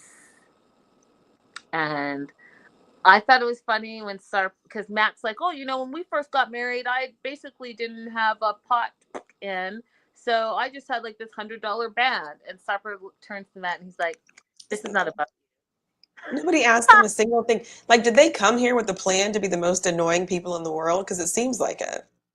Listen, they're like, let me get my 15 minutes. Let me just weigh in on all the things. Yeah, it was so unnecessary. Nobody asked, nobody cares. So they had an intimate, special wedding moment. They showed a little replay of their bedding, but now everything has changed after they got married. She kind of feels like Sarper has changed. The dynamic in the relationship has changed, and a lot of this has to do with traditional roles, right? So he's moved into her place. He's got into a depression because he likes to be in control and he can't be in control because he's an immigrant. He probably still doesn't have his green card, meaning he can't work. He, probably can't drive, even though he says that that's one of the things that's also bothering him. But he's not in control, right? He's not the main bad guy. What does he call himself? Yeah, bad guy. Hmm. Now he has to really rely on Shekinah, and that dynamic he's not used to. Right. So it's creating an issue in their relationship, and is especially prevalent, you guys, in my opinion, when you have a very alpha male, and now he is seeing, guided or misguided, I can't say, but guided or misguided in his mind, that he is no longer the alpha and the woman is the alpha. And because he's from such a traditional society, he's having to come to terms with that, and he's not. That's my personal opinion. I think that's a really accurate and astute assessment of the situation. So he's also upset that, and he doesn't, quote, like the marriage because he has now new responsibilities and duties, including but not exclusive to taking out the garbage, walking the dog, doing the grocery shopping, carrying boxes, fixing things that are broken in the house. He does not appreciate that he has to do those things as a married man. I was like, not say you're alpha and then also be bitching about the things that are included in the alpha role. That's how they are nowadays, you guys. It's like these guys who ask for coffee dates. It's like, okay, you want a traditional spouse, but you're not attracting that by asking on a coffee date. Like, what do you really want? What do you really want? This guy told me I have a laundry service. This guy told me if we got married, I couldn't use my laundry service anymore. I said, why not? I'm paying for it on my own. Like, why wouldn't you, if you want me to stay home? This is back when I still had eggs left to give. No eggs left now. And I'm like, if you want me to stay home with kids, then why can I still have my laundry service if you're supposed to be a quote unquote traditional man? And then I found something out, like being on TikTok has actually made me learn so much about the world that I did not know, because I actually grew up with a traditional relationship. Like, my mom never paid bills. Okay. Um, she found out how much the utilities were when my dad passed away. She never saw that bill before. Okay. So I grew up like that. And what I found out from being on TikTok, because I was so confused at first, I saw all these women who list themselves as stay at home mom, but they clearly are like working a part time job from home, or they're selling stuff on TikTok. So I was like, confused, like, why are you calling yourself a stay at home mom when you're making money to fund the bills of the house? It's not your fun money. You're making money because you're like, oh, I want to help pay the light bill. I want to help pay the mortgage. Like, I don't, why are you calling yourself a stay at home mom? And then I found out that they're just funding their husband's provider fantasy. Oof, that is deep. That's all it is. And so I don't really know how I got off on this tangent right now, but I learned that from TikTok, that there are women out there who will introduce themselves to you as a stay at home mom, knowing full well that they are responsible for half or more of the household bills. And that is not a situation that I'm familiar with. But because these men know about it, they think that they could game us into the same situation to say, I want to be a traditional man. I want to make the decisions. Not if you got me, not if I can't have my laundry service. Facts. Now, Sarper gives analogy about the butcher being Yes. independent. And again, you guys, I died of laughter. And I'm going to paraphrase it a little bit because we're on YouTube. But he said the saying is he'd rather not be dependent on a butcher. He'd rather cut his eggplant off and eat it. And being dependent is his biggest nightmare. And he is absolutely showing that to be true. One of the areas they're not struggling in is the boudoir. That's the best part of their relationship. And Sarper says this because he's good at it. And, you know, they made the joke backstage where Greg was flirting with him. He's like, "Are you flirting with me? Are you going to be 2052?" Or wait, 2552, whatever that number is, 2500 or 2000, but plus one Shekinah, plus one Greg. I thought that was Mhm.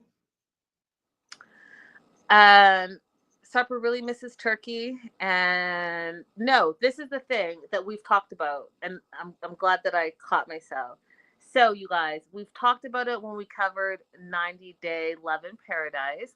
We talked about it when we covered what's the show we just talked about today, Abby? Match me abroad. Match Me Abroad. Sometimes, y'all, you do not bring vacay bay home. We've warned you. We've told you that vacay bay is very different than permanent resident bay. Okay? Vacay bay is very, very different than citizen bay. You're different when you're on vacation than you are when you are at home and you're in the day-to-day grind. And wherever you go and visit, that person is in their home place, but they're also different because they're meeting someone that they don't think that they're going to know for a long time. So, when those two people come together, you really do need to spend time in each other's home turfs for longer than 5 days to see what life really is going to be about, or you're going to be in the Shekinah and Sarper and many other people's situation. Correct. Okay. Maudie and Stevie are going to have this shock to their system as well because they spent 7 days together, period, not even in either of them's home country. So it is a thing, you guys, and it's something that you will have to deal with because vacay bay is not reality bay. Mm-hmm. So Sarper says that he misses Turkey Shekinah, and Shekinah says she misses Sarper, Turkey Sarper. Yeah, because y'all were vacaying. You guys were on holiday. You were on your holiday best, in your holiday best, acting the holiday best, and now this is real life. Mm-hmm. Then Dan shows up. Oh, good old Dan. Dan, they haven't seen him in like 4 months, not since pre-wedding or bedding. He said that the bedding was cheap. And Tupper's like, "Oh, well, sir, we don't have all have a castle at the wedding." And Dan says, "Well, you don't need to have a castle, but you could do better." And he is just not impressed with all the things. He's not impressed that he hasn't seen Shekinah in 4 months. He had a birthday, he said, and she didn't call or text or have lunch with him. And she's like, "I can't. I'm married now." And so they can't be friends. And Sarper jumped on that. Mark jumped on that. And so my question to you, Abby, to you guys in the live chat, if you're watching the replay, can married women still be friends with their single male friends that they've had for years after they get married? Can married women still be friends with their single male friends that they've been friends with for years. The caveat being that perhaps they dated in the past as well. So my answer is yes. However, um, the problem with Dan is not that he previously dated Shekinah, it's that he's a hater. So if he was actually being, he's not being a friend to her in this moment. So there's no friendship to preserve. Because if you're going to constantly be belittling my relationship, my choice to be in this relationship, then you're not being a friend to me. There's a difference between if there's a legitimate concern and you're worried that I'm being mistreated. There's a difference between you expressing that to me, legitimate concern about the relationship, as opposed to every single time you come around, you're going to take shots at my partner or my husband. That's not friendship. So there's no friendship to be preserved in that situation. Mm-hmm. He also goes on to say that he thinks Shekinah has lost too much weight. And, that's an important part because how Sarper had that weight requirement for a very long time. So that was something that he did bring up. And Sarper response, which is another analogy that I just love. I don't know, him and I would get along because we both say crazy analogies. But, Dan is like when there's no horses left in a ranch, only a donkey, but the donkey sees himself as a unicorn. I was like, yes, Sarper, yes. And then the other one he said, also he's like the spare tire. You get a flat tire and there's a spare tire in the back and the spare tire is in the trunk always waiting for you to get a flat tire. That's Dan. I was like, yep. Keep them coming. Keep them coming. I have a question for you, Linda, and you guys in the chat. I've never been in a friend group where there's a person who's dated everybody. That's just not a friend group I've ever been a part of. Is that a normal thing that I just missed somehow? I have never been in one as an adult, but I do think in high school that was a thing. Okay, I didn't consider high school. I'm thinking, I don't know. I mean, like one or two. It would be like one or two guys maybe dated one or two other girls that are, in similar circles. Like they're both cheerleaders or they're both, whatever. But this idea that Dan has just dated all the girls in the circle and now he's just lingering around, that doesn't seem normal to me. No, it's not. And especially as adults, no. But I mean, as teenagers, like you said, like the football crew and the cheerleading crew, there's been some, similar. Not everyone is friends, but similar circles. Yeah, that was back in high school. Like we're adults now. Stop it.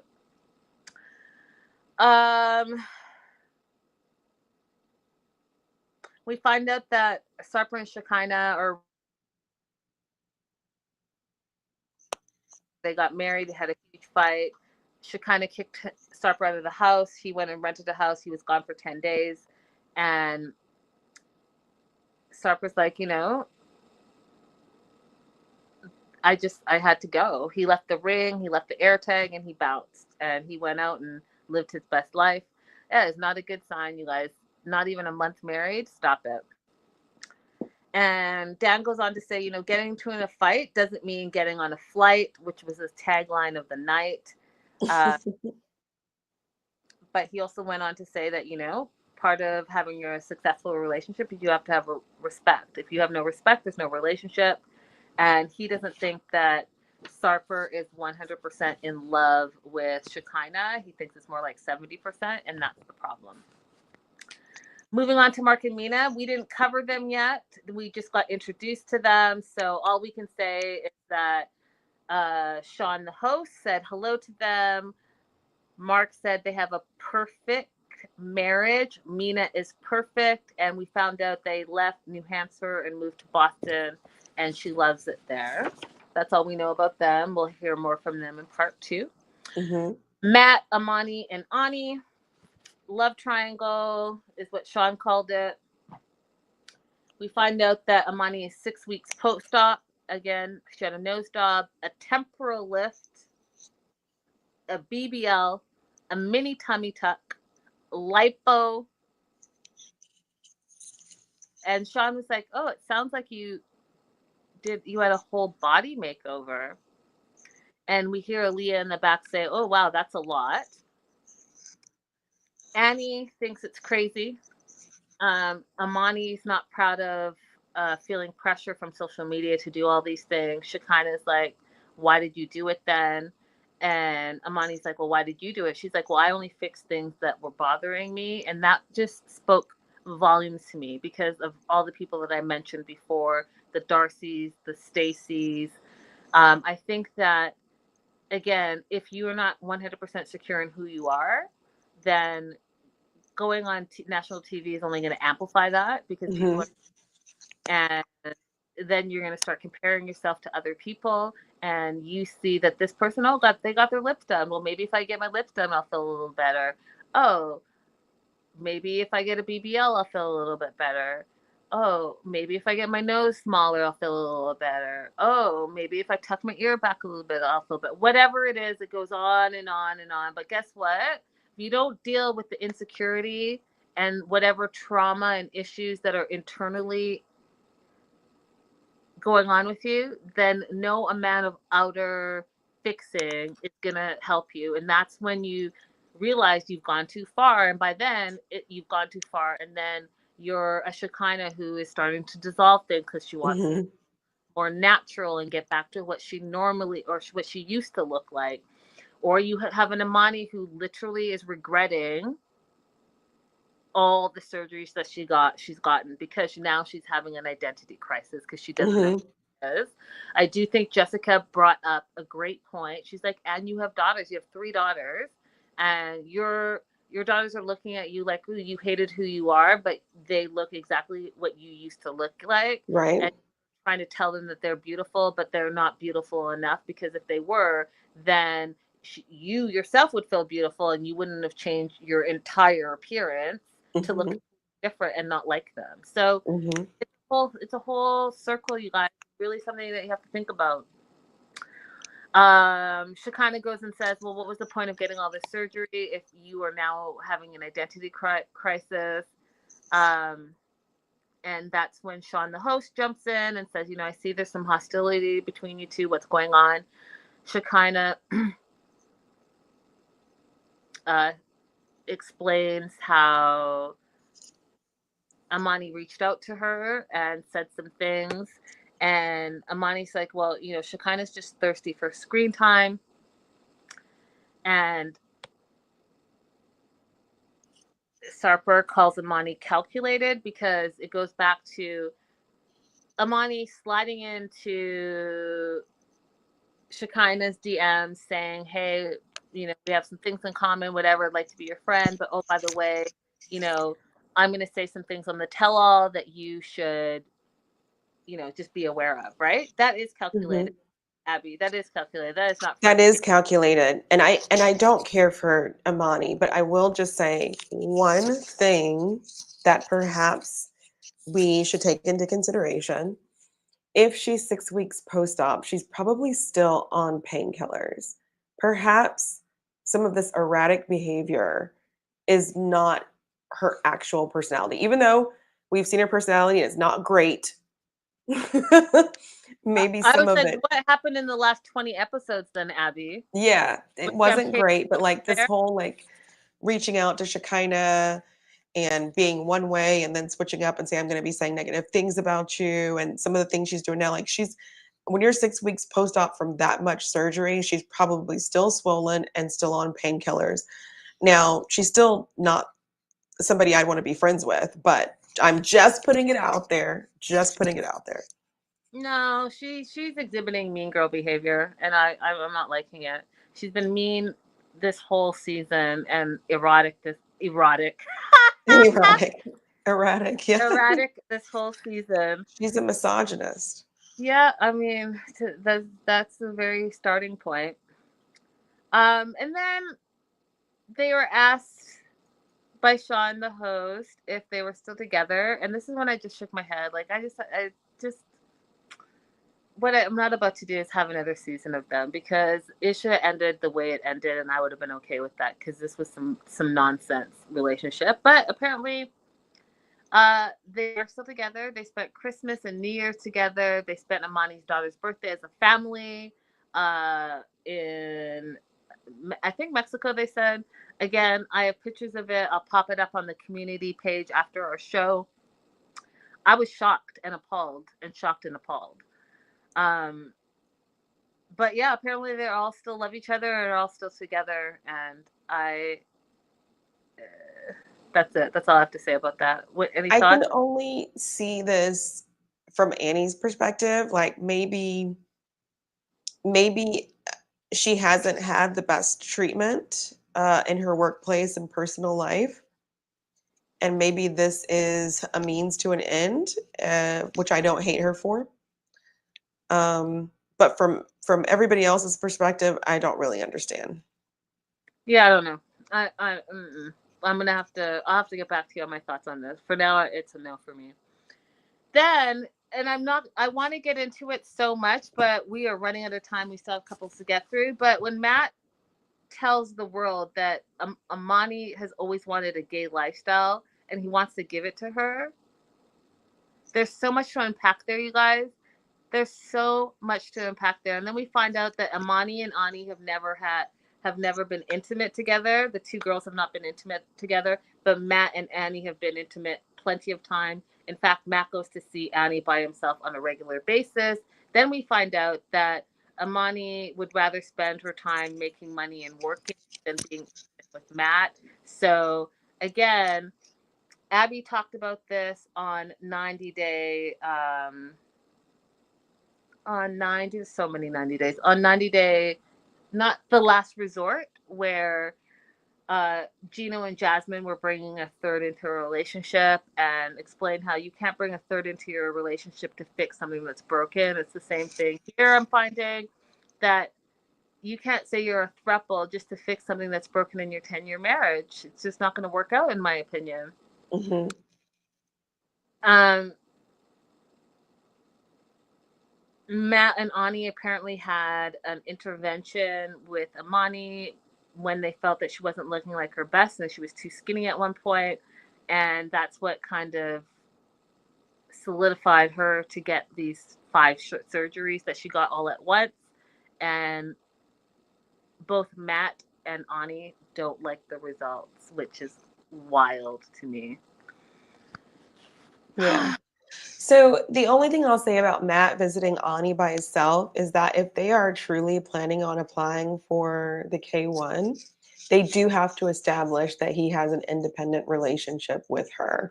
So that part did make sense to me, that he would be visiting her by himself and it's not going to be a group trip every single time, just from that perspective. It's a good feedback. Thank you for that, Abby. We also find out that Shekinah asked a question to Amani that she wanted private. And I can kind of understand where she's coming from, although really it's not her business. But she was curious. But she asked Amani if Ani was trans. And instead of keeping it private, Amani, because she is a shit disturber, went back and told Ani. And now Ani and Shekinah are in a kerfuffle. Mm-hmm. Sean and Aaliyah, they didn't get too much into it. We just got introduced to them or said hello. Sean, the host, did. Scale of 1 to 10, they were asked, how are things today? They both said it's an 8 out of 10. They're living in peace. They're not fighting. However, they are also not having sex anymore.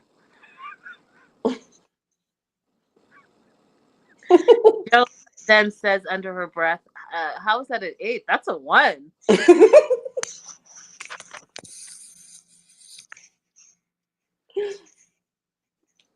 We'll get into it when we cover the part 2, you guys, but that is a lot. We didn't really get into Jessica and Juan. We just, again, Sean said hello to them. Jessica still hasn't learned Spanish. Shekinah says, well, why does it matter? he speaks English. I thought that that was a very American centered, narrow minded way to think. Yeah, that was very much her projecting the fact that she's not planning on learning any Turkish. Yeah. And Sarper says, sometimes it's better not to talk at all. That was a good ad lib. See, Harper has good additions to conversations. He does. Greg and Joan, and of course Lucille. Joan feels like they've been married forever. They are still living with Lucille. Joan feels like it's stressful because they have no privacy and it sometimes affects their intimacy. They bring out Big Ed, and all I have to say is, he looks rough. Rough. He did look rough, but I did agree with what he said. He likes them. However, he thinks that they should not be living with his mom. Recommends that Joan gives Greg 90 days for them to move out. It's a couple of things here. I agree with him. I think that at this point, like, even if you're not buying a place, you can rent a place. You have a job now, Greg, like, move out. You're closer to 40 than you are to 30. And the other part of me was like, but Ed used to live with his mom, and he used to live as he said, "Oh, I had my mom move in," but same thing when you were with Liz and Liz moved in. It was the three of you, so pot black. I don't know. Kettle. He tells Joan to be a man, that he needs his own. Oh, excuse me. Tells Greg that he needs to be a man and that he needs his own space. Lucille comes out, and Lucille and Ed meet, and then there was a whole, I don't know, Greg called it sexual tension. There was a little chemistry there. Yeah, they went out for drinks after, and they were all hugged up, patting each other's behinds, the whole thing.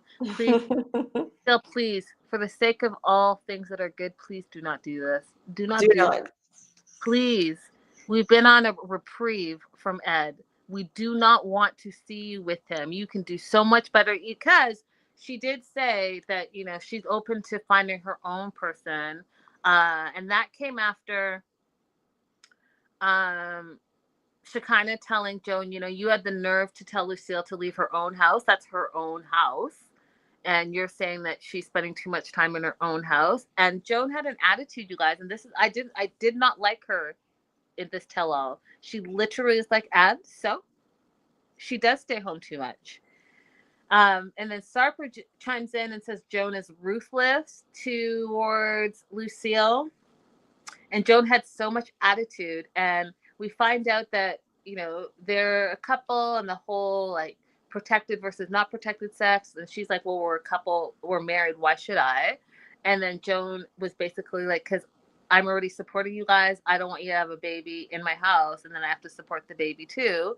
And then so Shekinah made the point, you guys should wait till you have your own place before you start a family.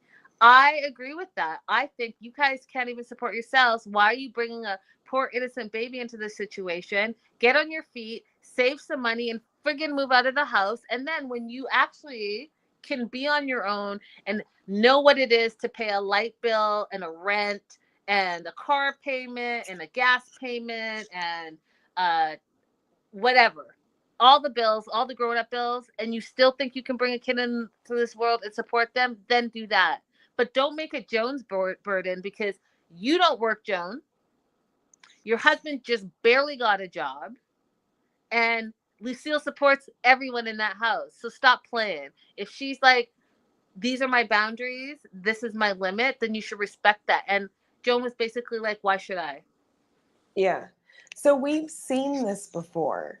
We saw this before with Emily and Kobe, and we saw it before with Kalani and Asuelu. This is poor sex education. There are people who think that using contraceptives indicates that you're dirty or you're not faithful, as opposed to being a means of family planning. And the way that she was so defensive, we're married, why should I? We're married, why should I? I get the feeling she falls into that same camp of people who don't see contraceptives as proper family planning. They see them as for dirty people, for whores. Remember, Mm-hmm. Asuelu was like he didn't want to use a condom because those are for dirty people. So this is just like a failure of proper sexual education because there is no reason why they shouldn't be using protection. They are not in a position to be having children right now, in my opinion. You know, some people don't mind having children in poverty and dire circumstances. I wouldn't want to do that. Yeah, no. At least you can be poor, but be poor with a roof over your own head. Period. Sick of y'all. Joan, don't make me hate you in the tell all part 2 because this was not your best look. Do better and be better. Yeah. And I also want Shekinah and Serper, I do think they were asking very good questions, but the questions need to be directed to Joan and Greg. Like singling out Joan to be responsible for contraception, I don't like it. I don't like when the burden is put on women only to have that job, that our bodies have to be the sacrifice for it. Men can, you can have a vasectomy as well. It can be reversed or you can do IVF. I mean, I agree with you. However, it was Joan that had the bad attitude on this She tell-all. did. She did. But She did. It was not likable at all the way that she thinks she can run this other woman's house. And it just reminded me of when she said earlier in one of the early on episodes that she didn't actually realize, even though Greg told her, I live with my mom, I don't have a job, she didn't really believe the words he was saying because she was like, but he's American. All Americans have X, Y, and Z. You know what I mean? yep. So I think she still has this ridiculous idea of we can get a house at some point. This man just started working. Yep. That's not how you get a house here, honey. Some of us, you still don't have houses like that. You know how much a house costs in the land of the, what is it? The land of the what? Warm and free? I don't Land know. of the free, home of the brave. Yeah, there's no recognition on her part of how hard it would be to get a house. Like somebody asked like, oh, do you think that if you got pregnant it would like make him more motivated to move out? And she was like, yeah, I think it would help. No, ma'am. All of the assumptions that you're making are wrong and you're not listening to the words that people are telling you. You have a made up version of the United States in your head that simply is not true. And the sooner you break away from that made up version and accept the reality that you're living in, the better off you'll be. 100%. Last little part, they were on break and on lunch, so I'm just going to call it break. Shekinah and Sarper fighting. Sarper feels like they were enemies towards each other. She feels like he's not a supportive partner. So they're fighting backstage, and he tells her she's moody, and if she continues to be moody, she's going to lose him, and she'll regret it like a dog. He also goes on to say that she's spoiled. Everyone hears that they're fighting. I just, I don't like when fights are not about what the fight is. Like, I don't like the name calling and the degrading and all of that. Mm-hmm, I, mm-hmm. I never have. Like, I just have never been. I would rather walk away from the situation than have a stupid fight and say things that you're going to regret. Fight about what the fight is about. And at our grown age, we can disagree without being hurtful and spiteful. Correct. That's just my 2 cents. I agree. I wrote down again because Jessica's the one that brought it up again that her and Megan kissed at the bachelorette party, amongst other times. At lunch, Maudie is asking for advice backstage to Sean about sexuality, and Stevie comes in, everyone gets quiet. Again, to me, that is not a sign of a healthy relationship when you can't be open and honest in front of your partner. Wild to me. Right. I also just want to say something about Maddie's question. I guess like the reason why part of questioning her sexuality is just rubbing me the wrong way a little bit is because do you think she's a cheater or do you not think she's a cheater? Because he's asking Sean, did you feel like you always wanted men basically inside of your relationship when you were married to a woman? And that's not really the point. The point is, do you have a faithful partner or do you not have a faithful partner? Right? Because whether he desired a man or not in the relationship, or he desired a woman or not in the relationship, the point is, are you going to step out of the relationship and cheat on me, regardless of what the desire is? And I think that we're getting unnecessarily bogged down, or not we, but Madi is getting unnecessarily bogged down in what the desire is as opposed to the faithfulness. Yeah, but again, he is also coming from a very traditional male-based dominated society, and I don't think he knows any better. I think that in his mind, if she was to step out of their marriage and cheat with a female, that would really impact his sense of manhood. And not that it should, but that's what it would be. And so I think his fear is in his single-minded way of thinking. And I think that in time he'll have to learn, but I don't even think he's going to learn that in Mississippi, because that's not far off from where he grew up.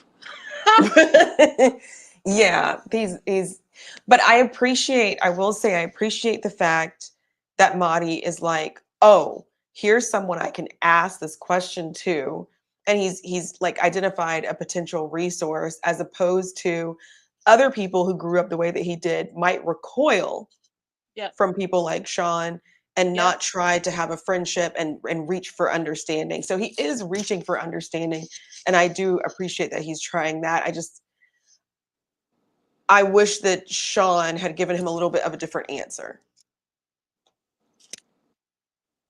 I wish they had more time, right? Because then they all stopped talking once Stevie came in. I feel like there could have been more time to explore what the answer would be. Correct. That being said, you guys, that we are almost caught up. We have one more episode for this season before we move on to our next series. Thank you guys so much for being here. My apologies, and thank you guys for hanging in there with all of the technical difficulties that I've been having as of such. Please do like and subscribe, and we will see you guys in a few days. Don't forget to comment and interact with us, and we will definitely check the comments, and we'll see you guys very soon.